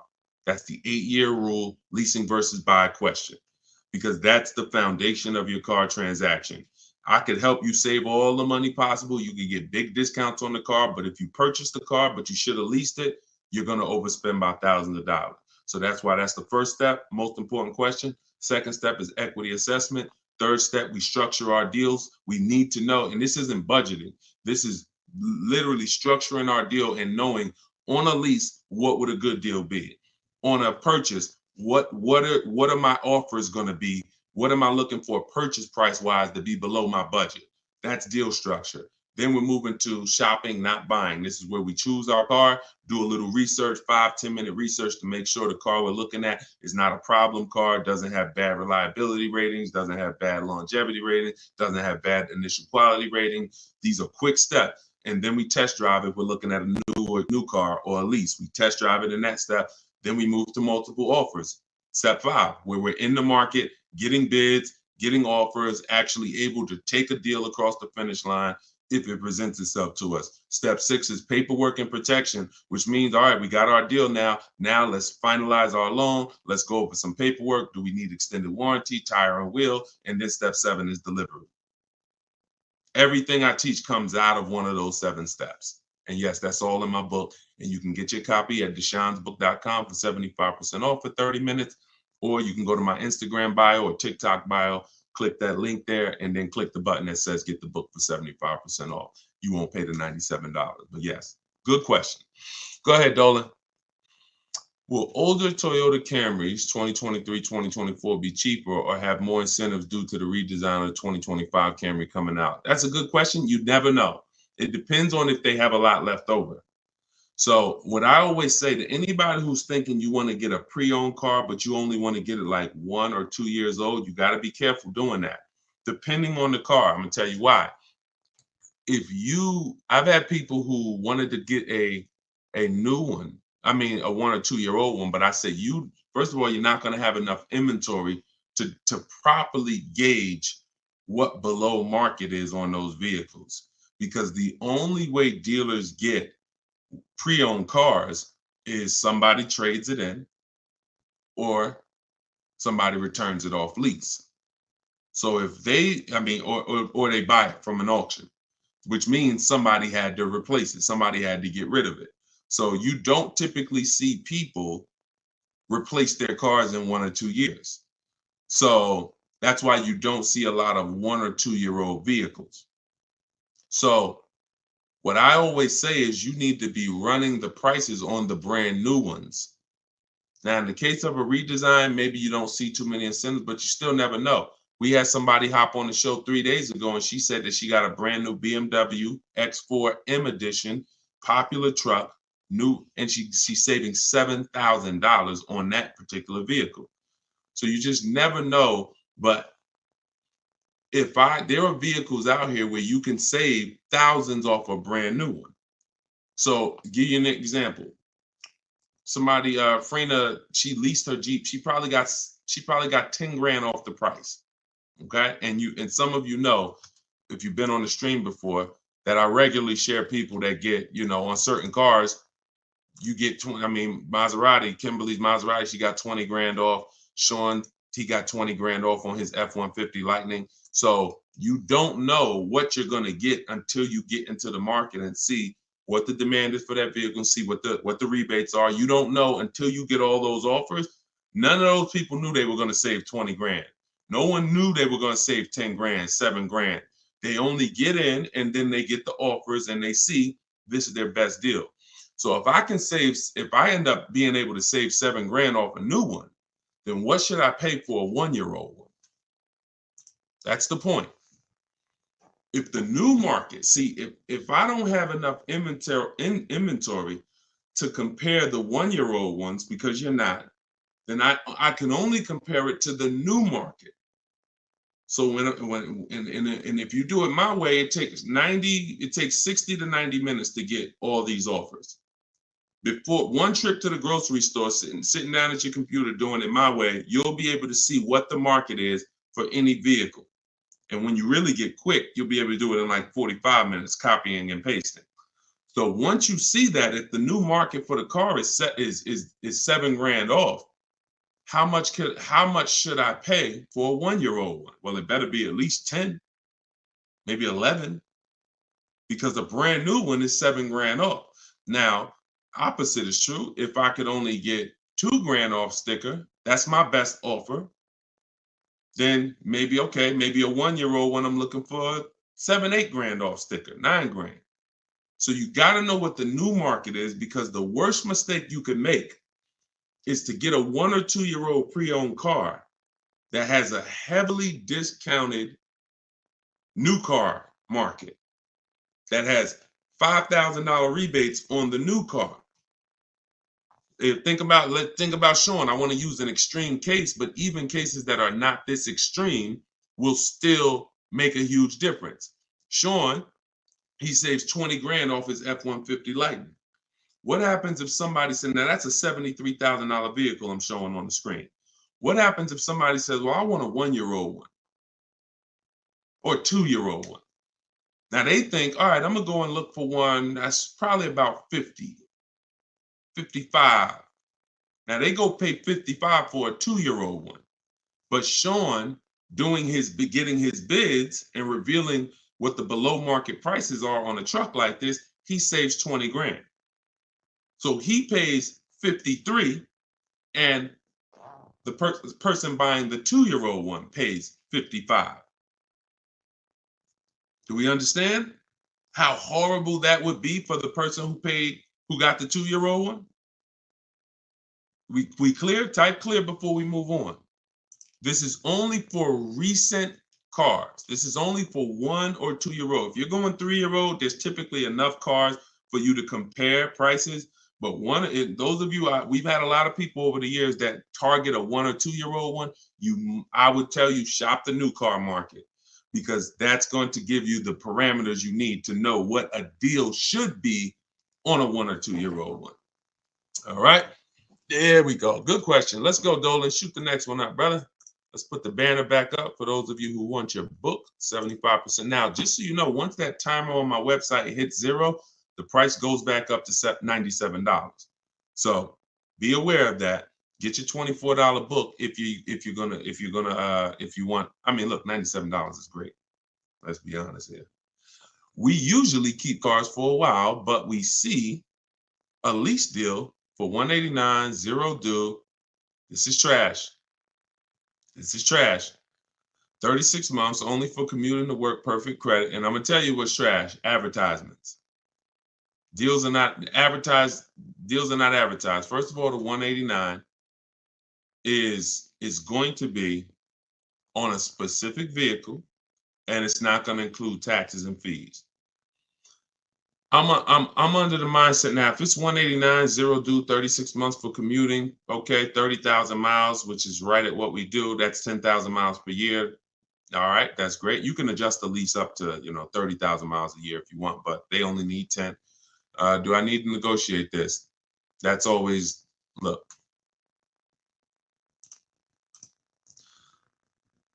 I'm gonna tell you this. So Frina called. She's in a group that we have here. Now Frina was shopping originally for a Jeep Grand Cherokee Limited because she had one already. So she posted to our group. She said, Deshone, the best offer on a Jeep Grand Cherokee Limited I got out of all my offers was 1.2. I said, that's still good. She said, yeah, but she said but the dealer is saying that they have another model that they could do better on. They said they could probably get me to 1% on that. I said, okay, you need to shop that offer again. You need to shop, you need to get bids on whatever model they're saying, because what happens if that model has different incentives, a better lease program, and you're just taking them for face value? Just because they're the best on this car doesn't mean they're the best on this other one. She said, okay. So and we do this in minutes. So she got her 5 offers. She got her 5 offers on the new one. She ended up getting the best deal I've seen in 3 years. 0.88% lease. So I don't know for a fact, to answer your question, if they're going to once they add the taxes and the fees to the deal, I don't know where it's going to be. But here's what I do know. Great deals are not advertised. So deals where dealers are like, I don't really want to do that. It's tight. Like they didn't love doing that deal for Frina. They just did it because they wanted to move a car. I'm always, especially knowing what we know. See, for you, shopping might be hard. That's why I'm trying to give you the formula and give you the recipe to getting deals online so that you can start getting bids in minutes. Even if you're going to do it manually by phone, it's still better than you just going in and saying, okay, that's what you advertise, give me that. That's just not below market, because anything below market is not, if anyone can get it, it's not below market, it's average. The stuff that I'm showing y'all, every single thing you see, anyone ain't just going and getting these numbers. Y'all see these lease deals that I share. Y'all see these discounts on these purchases I share. Y'all see Tiffany, if you were on the stream the other day, you saw Tiffany wrote in, just got her Mazda $44,000 brand new 2024 Mazda. And at the time of this recording, that's literally 2 weeks ago. She saved $6,500 off a brand new Mazda. These are not deals people are getting. These are below market deals. So it's really your personal preference. If you want to be lazy with it, go in and try to fight for that advertisement. If you want to know for a fact you got the best deal on that particular vehicle, you sit at home and you get bids from at least 5 dealers, because 80% are overpriced. So it's your choice. I'm always doing it. This takes 45 minutes to do. By the time you get home, like whatever car this is, let's just say it's a Toyota Corolla, whatever car it is, by the time he goes, visits the dealer and comes home, I would have done the process to get offers, to get at least 5 offers on that same vehicle. That's how quick this is. Go ahead, Dolan. All right. What's up, Paul? YouTube. Have you ever heard a dealership tell you that you have too many cars when trying to get a loan from a dealership? I currently have 6 cars and they stated I should trade in at least 2 to 3 vehicles. Absolutely. Absolutely. If those cars are attached to your personal credit, then most definitely. The only way that wouldn't matter is if you had those cars in a business credit where it wasn't showing against your personal debt to income. So, if you have several cars in a business name that's not showing, then that's showing them the business is taking care. They won't even see them in many cases. So if you have, 6 cars on your personal credit, of course, at any given time, yeah, if any one of those lenders is taking a risk, because what happens if the economy shifts? What's the chances that he's going to be able to pay 6 cars? So for sure, your best bet is going to be trying to, secure outside funding, outside financing. But that's what we would do anyway. We would always be shopping for our credit, our loans separately, and then giving the dealer the chance to beat it, for sure. And if you can support that, if you can show the income to support it, but it absolutely is very risky from a lender's perspective. Very, very risky.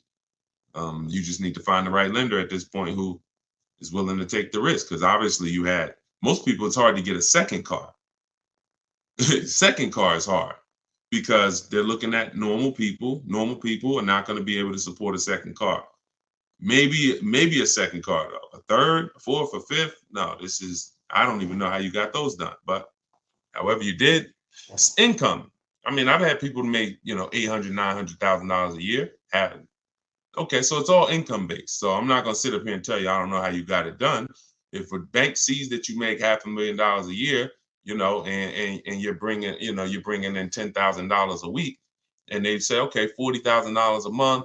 Okay, car payments are $3,000, $4,000, $5,000 even. Okay, but you're going to reach a point where they're going to start to see that, okay, this is too much risk. So I wouldn't be dealing with dealers, banks, especially if they're telling you trade 2 or 3 cars. You need to find a bank or a financing source that's going to be comfortable taking that type of risk. And that's it. Go ahead, Dolan. And if you're using those for business, you should really try to get them in a business name. Is your book only digital, or can I get a hard copy? It's only digital, because there's nothing that I can do. First of all, there's so many reasons why it should not be a hard copy. One, the car business changes. My strategies and steps don't change, but the websites we use change. Vroom used to be one of our bidders. Vroom went out of business a couple months ago. So if you had a physical book that you were reading, you'd be going to Vroom and getting we don't do this anymore. So templates, I link you to templates that you scan, you're copying and pasting. I'm linking you to Google Documents. I'm linking you to videos that's in my video library. There's things that I'm linking you to throughout the book. Plus, you jump from a section, like it's like a warp zone. If anybody ever played Mario, when you get to a part where I'm asking, where the most important question is, how many years are you keeping the next car? If your answer is less than 8, you click a link and you're going to the lease section. If your answer is more, eight or more, then you click this and you're going to the purchase section. So it's an interactive book so that you're not reading. It's no way. I don't want to be a person who's leasing a car. I mean, I don't want to be a person who's purchasing my car and I'm kind of skipping all this information about leasing that's not relevant to me.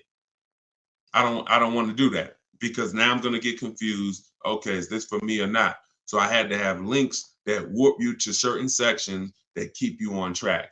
Wouldn't be possible with a physical book. And again, the updates are probably the most major.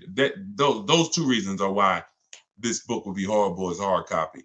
Well, I'd just be coming back every 6 months, every year. I'd have to do volume 1, volume 2, volume 3, because that book you bought last year, it's not relevant anymore because there's so many things that change. When I wrote my first book, 52 Car Buying Questions Smart People Don't Ask, that was 2021. 2021, that was a digital book as well, but the format of it was so rigid. Once things changed, I couldn't change it. I had to totally write a whole nother book. Plus, I wanted to do it step by step. But back then, TrueCar had more power than they have now. That TrueCar has no power now. So all of these things, the markets change. So we need to make sure that all the information we're giving is able to be updated. So when you open the book a year from now, it's relevant. And that's because we're updating the main file. Could never do that with a hard copy. All right, legit question though. Go ahead, Dolan.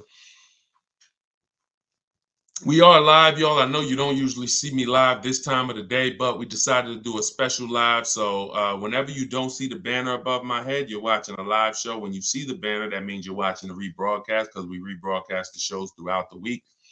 So that way, if you couldn't catch the whole show, or if your friends and family need to see it, you can always point them to the show on any of the 4 platforms. But we are actually live now, so you can type your question. Do you suggest putting a car in your business name with or without a PG? I'm not in the business of teaching people how to get business loans without personal guarantees. So, whoever told you could do that, you should follow them to learn what banks, what cars do that. But you should still use my system to get the prices. Because one thing I see about these people who buy cars in their business credit, they just overpay like crazy. They walk in and say, "Oh yeah, I want this car right here." They don't know how to get below market deals. Same thing with influencers walking in with checks. Hey, your girl got a G-Wagon. Yo, your boy just got the Range Rover Supercharged autobiography. Man, they walk in and they are getting hit. Hurt. I don't want to use that word on YouTube. They are getting hurt big time financially on these cars. So I would say, and I say the same thing with people who do Toro, or who do who have a rental car business. You need to learn from someone who's going to teach you the business systems. That's the stocking of the inventory. That's the insurances. That's the how to market the business. That's the, best practices in the business. But then you need me, because we're the best at teaching people how to buy the inventory for the lowest prices. people are overpaying for their inventory because they view it as the business's money. That's ridiculous. Business's money is your money. So, but whether it's a PG or without a PG, get it done. If you sign in PG, I don't see most banks are not going to do that, because what you're saying is, here's my business. If something happens and this car is not paid, the business needs to have the assets for you to go after that'll pay the car. If the business doesn't have the assets, the bank is saying, we're coming after somebody who has the assets. That means you could just be like, one day, all right, I'm not paying for these cars no more. Take them back. And then there's no recourse. Most banks are not going to do that at all. But some will. If some are doing it, just find the people who's teaching you which banks do it and follow them. Okay? It's up to you. I've had plenty of people buy cars in their business name, personal guarantee it, and it doesn't show in their debt to income. And now, very important before we go to the next question, if this is your goal, you need to call the finance manager at the brand. So if you're like, oh, I want a Honda, you need to talk to a finance manager at a Honda dealership and say, if I buy a car in my business name and personal guarantee it, will it show against my personal credit? Because it will with Mercedes as far as 2019. And I learned that the hard way. Me and the customer. It was, I said, the customer was buying cars in their business name, real estate developer, and he came and he got a Mercedes Benz. He put it in his business name with the personal guarantee, and it's still reported on his personal credit. Then the finance manager told us, hey, just so you know, yes, it does still show. I'm like, we should have known that before. That's something we should be telling customers before they ever apply, because they're only applying in their business name because they don't want it to show against their personal debt to income. So always double check with a finance manager in the brand, okay? Everything that I learned the hard way, that's what I teach and warn against. So everything, negative equity, leasing, it was all based on mistakes that I saw people making. And I said, okay, how do we get into this? All right, now I need to teach people to do different things. Okay, go ahead, Dolan. Shoot the next one up. All right, keep typing your questions, y'all. TikTok, Arthur, what's going on? Yeah, I don't see a lot of questions on TikTok. What's up? Although y'all are running the likes up, appreciate you tapping the screen. See, well, here's what I say. Every time you hear something you like, every time you're like, oh, that makes sense, just tap the screen.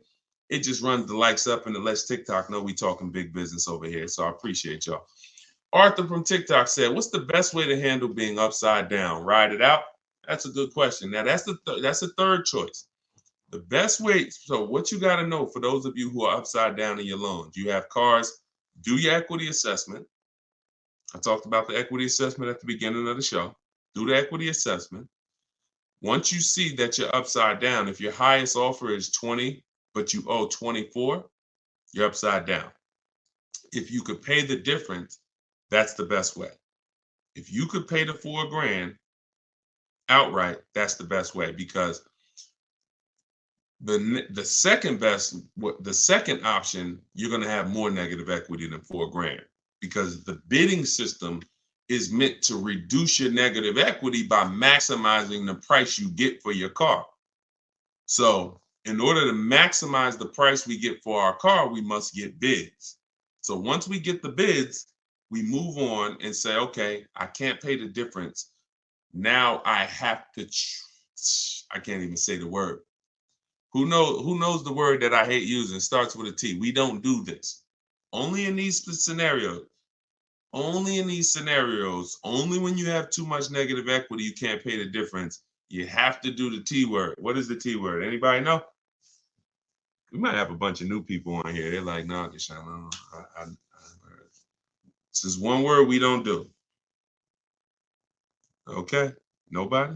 All right. It's trade. It's trade. Yes, Just Neil. Yes, exactly. It's trade. Because what I always say is, you're not going to get the most money trading anything. If you got a phone, a cell phone, and you want to trade it, you're not getting the most money for it. Putting it on the market and getting offers, that gets you the most money. So when you say, okay, if I would have took the highest offer from the bidders, then I would only have $4,000 negative equity.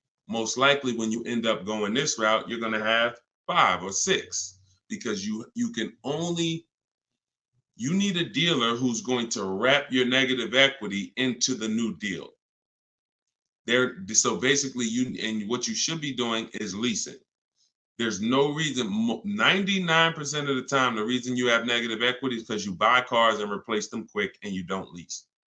I could see if I'm a doctor financially, I'm going to treat your problem, which is what we're doing. Here's what you could do. You could do some antiseptic. You can use this. But here's what's causing the problem. Okay? So once this thing is healed, you need to know, because if you don't know what's causing it, you're going to be back in this situation again. Short-term owners, you don't keep your cars more than 8 years. You take out 5-6 year loan, you trade them in. Doesn't matter. You're losing too much value in the short term, and that's why you have negative equity all the time. So now let's go a little deeper on this option 2 for negative equity, because there's going to be a lot of people who have it. In 2020, and one day I'm gonna play some of the videos that I posted in 2021 and 2022, warning people not to overpay for these cars and warning people to use a bidding system so that they will find the best deals. And unfortunately, my voice wasn't loud enough to prevent the tens of thousands of people who are in cars that they overpaid for. So there's going to be a lot of people with negative equity that are looking and saying, okay, Deshone, what do I do now? So first option is what I just told you. That's the best option. You need to have some cash to do that. Second option is, all right, now I'm going to shop for my car. I'm going to shop for my car. And then I'm going to and this is important. Let me show this for an example, okay?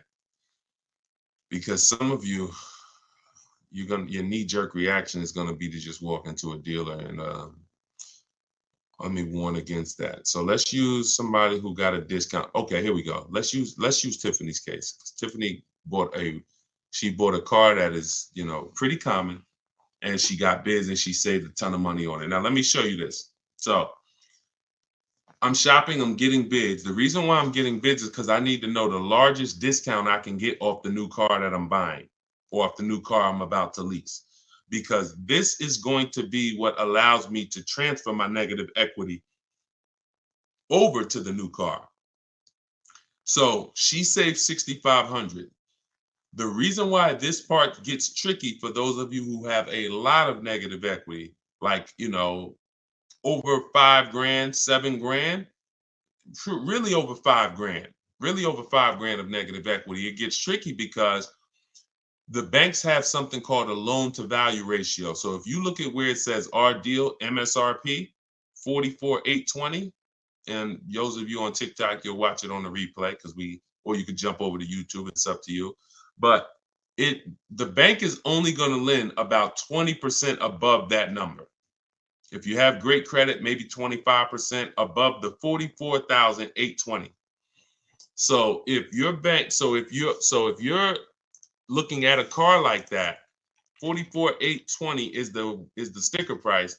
The bank's only going to lend $8,900 more than this. Now, this applies to people who are trying to do no money down deals. You got to realize taxes go on top, fees go on top, probably $1,000 in fees, documentation fee and motor vehicle fees. So between taxes and fees on this vehicle, that's probably another $4,500.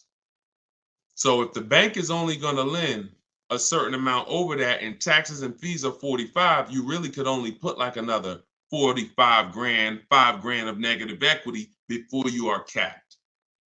That's why I said, coincidentally, works out perfectly on a vehicle like this. You can only roll over about $5,000 of negative equity before you're going to blow out the bank's loan to value ratios, and they're going to say, oh, we can't approve that. We need you to put money down. So, but if you use the bidding system and you saved all the money that she saved, look at where your loan to value ratios is. Her starting price is 38.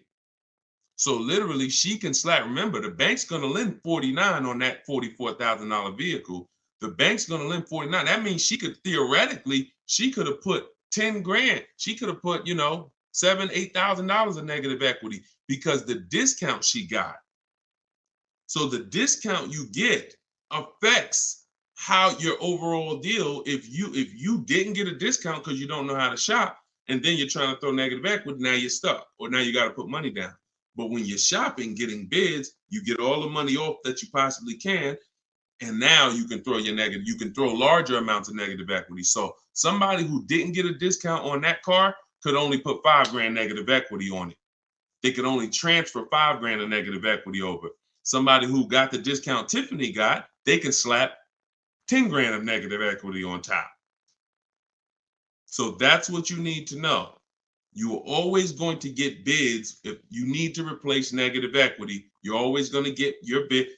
If you're using my way, you're only going to get bids. You're not going to ever accept a deal without at least 5 offers. But when you start getting your 5 offers, for those of you who have negative equity, you're going to see it makes it a lot easier for you to transfer your negative equity over and still do a no money down lease. Because God forbid, if you put tons of money down on a lease and it gets totaled, you lose that money. So if you have to put money down, $3-4 to get it approved, then the vehicle gets totaled, you lose that money because you have to go shop again. But if you put no money down, you rolled over all the negative equity and the vehicle gets totaled, you walk away and you're fresh. Whole different positioning, whole different leverage, whole different exposure. If I just rolled $7,000 over of negative equity to this lease I'm driving, God forbid the vehicle gets totaled, none of my money's in it, I'm out the negative equity. And like, it's a blessing. As long as I'm not hurt, praise the Lord, it's a blessing. So this is financial strategy. I'm a strategist. So that's what you do. Those are the 2 ways to get out of negative equity. You pick your choice. And if you can't do either, then you got to stay and you got to pay down the loan. That's the third option. But once you're out of negative equity, get out of it and stay out of it. Most of you should be transferring that negative equity to a lease. And that's gonna solve your problems in the long run. Go ahead, Dolan.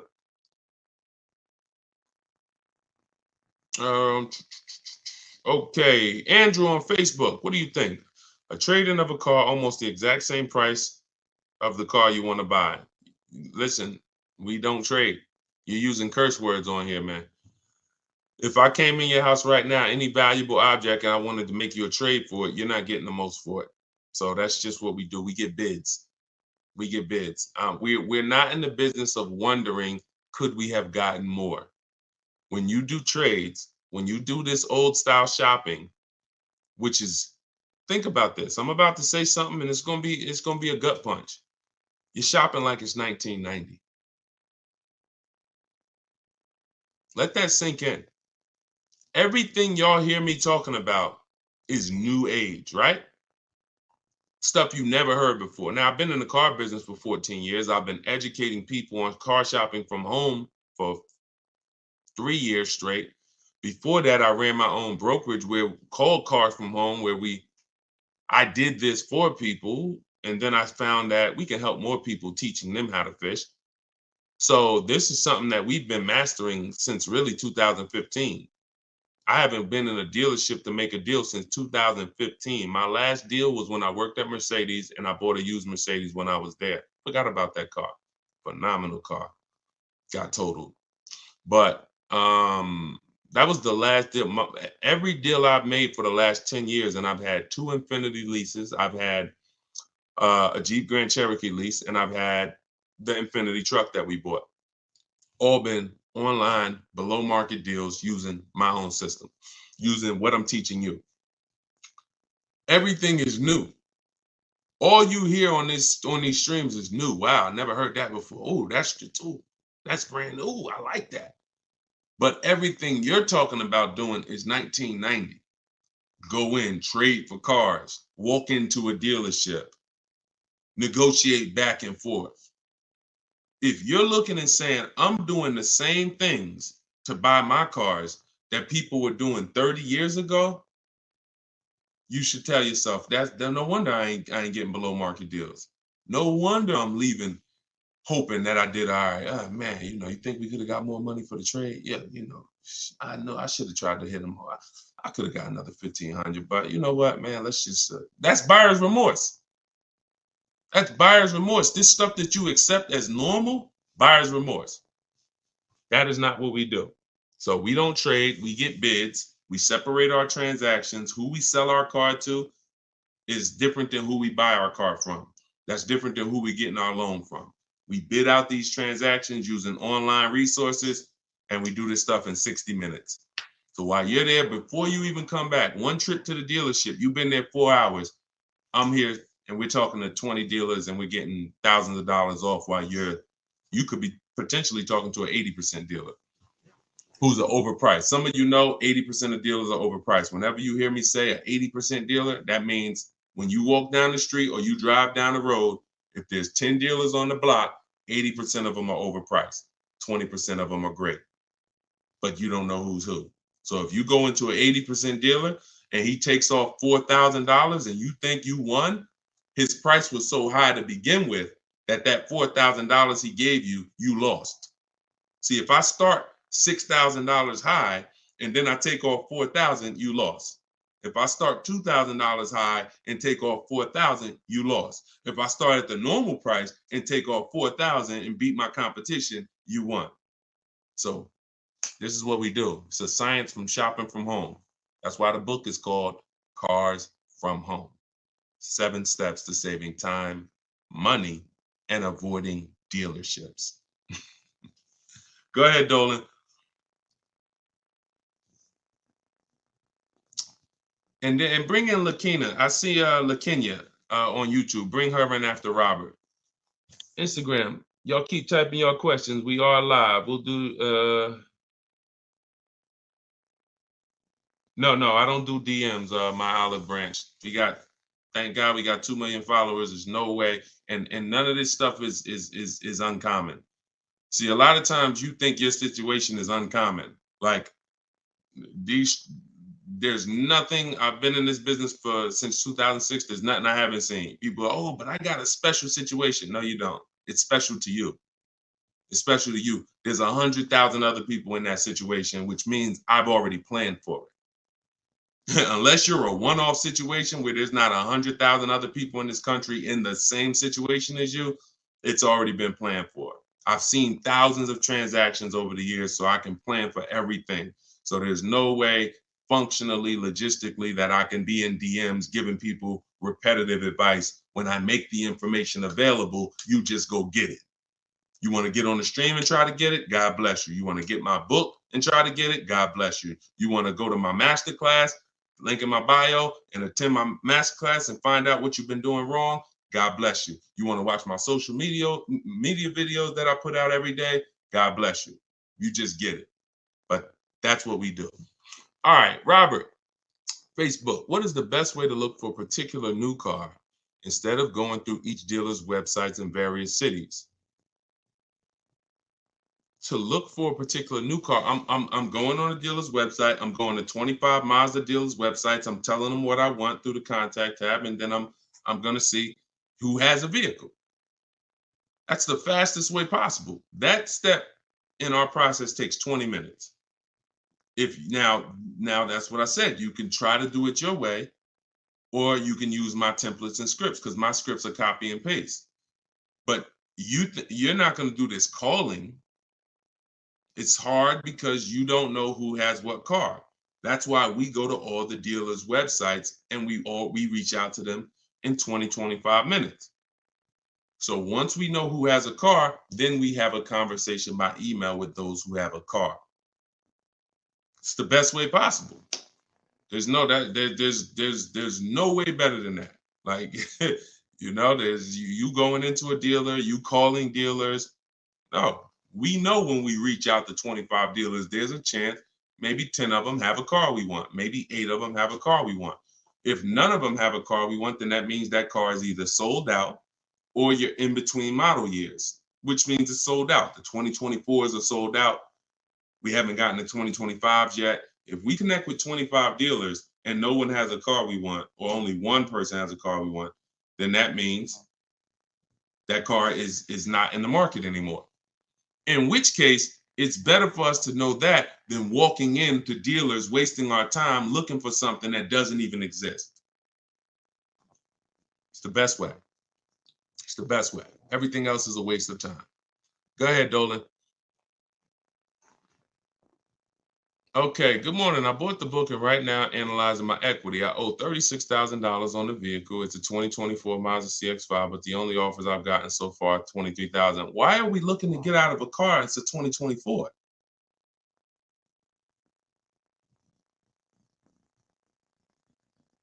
Manual appraisal to see if I get a better deal. My question is, because there's such a big difference in equity, why are we trying to get out of a car that's a brand new car that just came out? I wonder if I should keep the vehicle for 8 years. Okay, wait. Okay, so you bought it.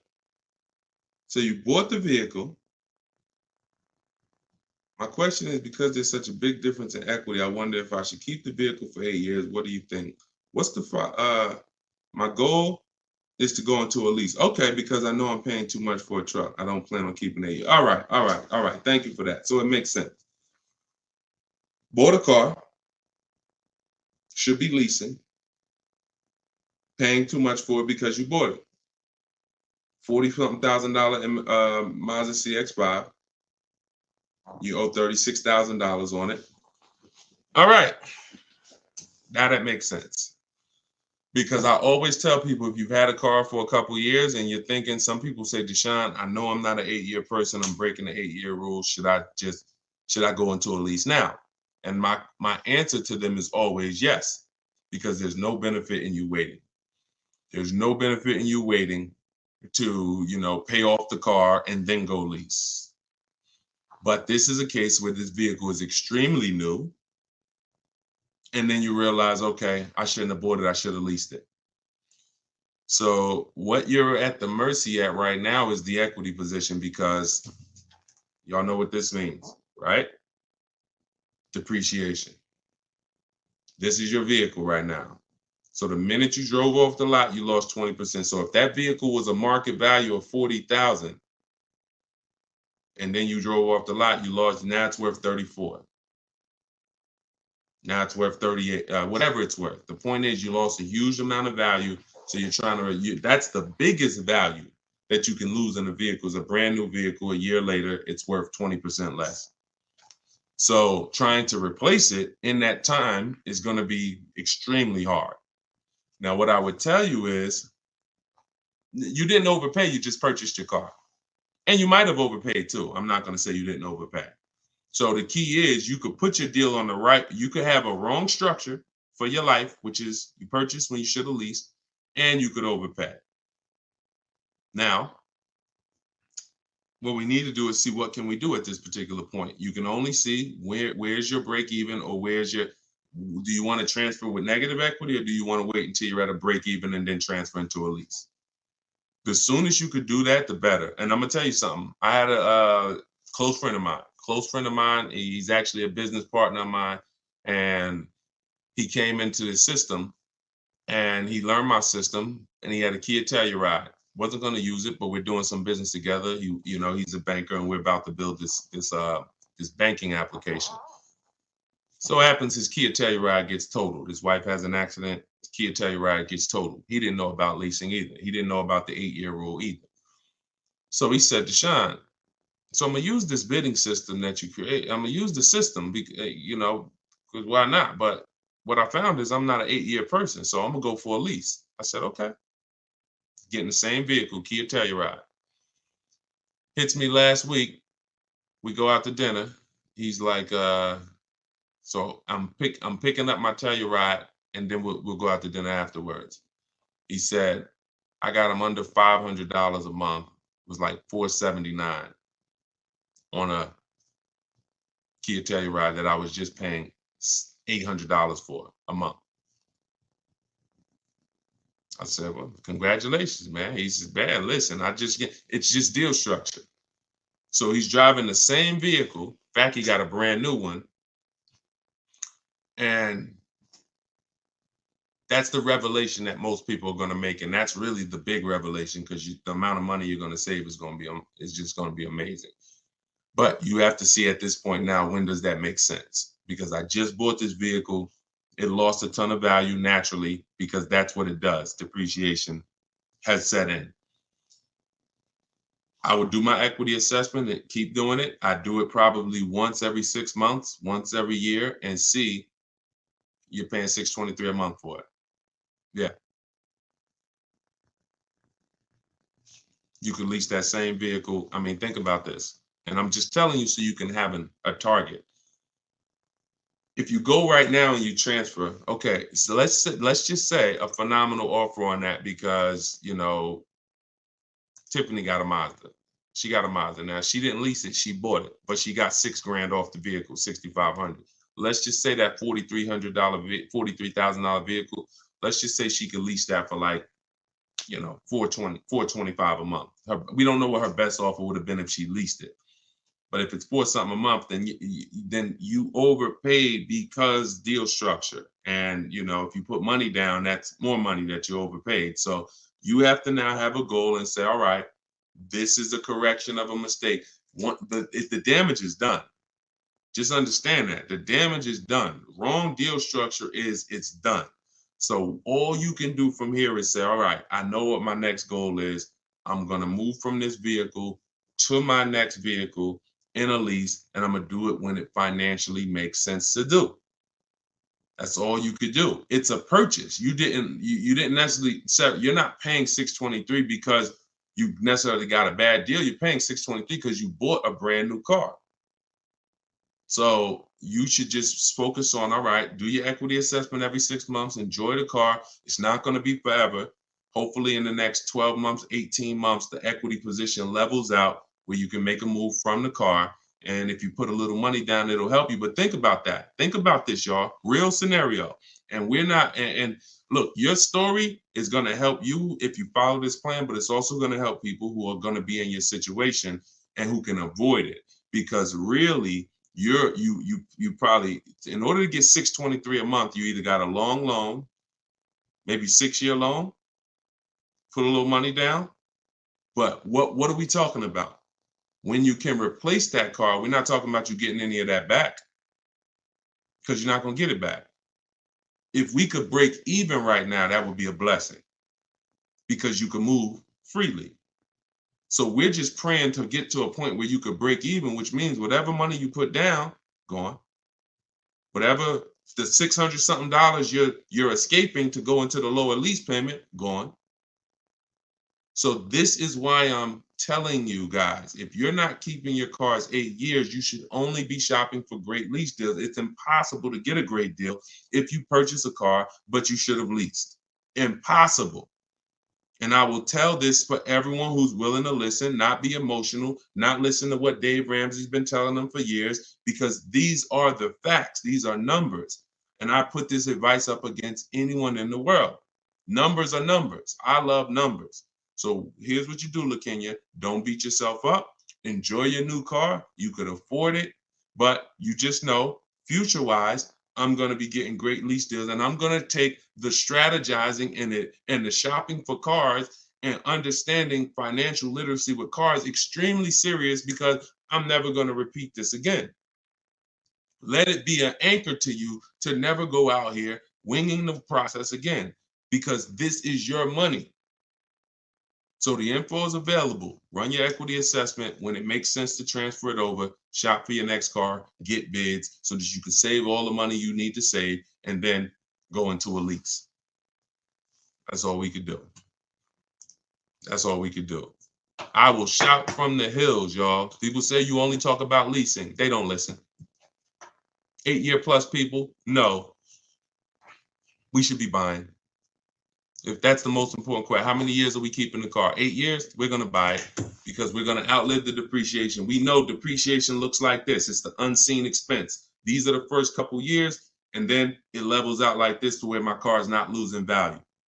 Okay, good. No money down, 72 months. Good. All right. There you go. Then just do what I said. At least you didn't lose any money. It's just the overpayment is going to be for the purchase. You probably got a good price on the car. Just make sure that you run the equity assessment. You'll be fine. You'll be fine. And in the long run, you'll be fine. You're fine now. You could afford it. You just want to go into another car. Like I said, my man just did the same thing. My partner just did. He didn't know. See, if you didn't know, then it's just in the back of your mind. But he knows now. I was driving a Kia Telluride paying almost $800 a month. Now I'm in the same Kia Telluride paying under 500. Under 500. My payment is 479 or whatever it was. Same exact car. There's people pulling up next to him in the same car, but because they were told purchase your cars, don't lease, they're paying $300-400 more per month than he is. Just so they can say, oh, we purchased. Meanwhile, they're going to trade it in 3, 4, 5 years and do it all over again. Now, if they were keeping that Telluride, if they said we purchased this and we're going to drive this till the wheels fall off, we're going to have this in our household 10 years. One day we come out, it has 200,000 miles on it. It doesn't start. It's 12 years old. That's when we get rid of it. Then that's when you purchase. 8 years, 10 years, 12 years, you outlive the depreciation. You dodge this bullet. You don't replace your cars when it's dropping in value like this. And that's how you win. Long-term ownership. If you're not going for long-term ownership, then you should be shopping for great lease deals. That's the plan. That's the structure. Everything I taught from the stream on this stream is in my new book. It's called Cars from Home, 7 Steps to Saving Time, Money, and Avoiding Dealerships. It's not just the science of deal structure and proper deal structure. It's the science of car shopping from home and making dealers and banks bid for your business instead of negotiating. So all of you if you don't like negotiating, if you don't like not understanding car deals, you will love this because it's going to work and empower you. You become the prize. People should be trying to win your business. You shouldn't be in one dealership or 2 dealerships trying to talk them into selling you a car and doing you the honor of selling you a car. You should be sitting at home and letting banks and dealers come to you and win your business. We're the prize in this. So our strategies and our systems reflect that. We are the prize. And the 20% of dealers and the 20% of banks that do the best deals, they don't mind competing. They don't mind showing us that, yes, you are the prize. And here's what I'm going to do for you. I'm going to beat all my competition's prices just to show you that I really do want your business. Thank you. Those are the people we do business with. So that's all in my book. You can get your copy for 75% off. It's normally $97, but you can get yours in my TikTok bio and in my Instagram bio. Just click that link and click the button that says get my new book 75% off, and you can get it for $24. But if you've been to the website and that timer started running, then when you go back, the price will be $97. It's on you to decide if, listen, I need this information. If I missed the $24 deal, I'm taking the $97. I need this information because this information will net you thousands of dollars on your first transaction. You saw what it did for Tiffany, $6,500 off her first car using the book.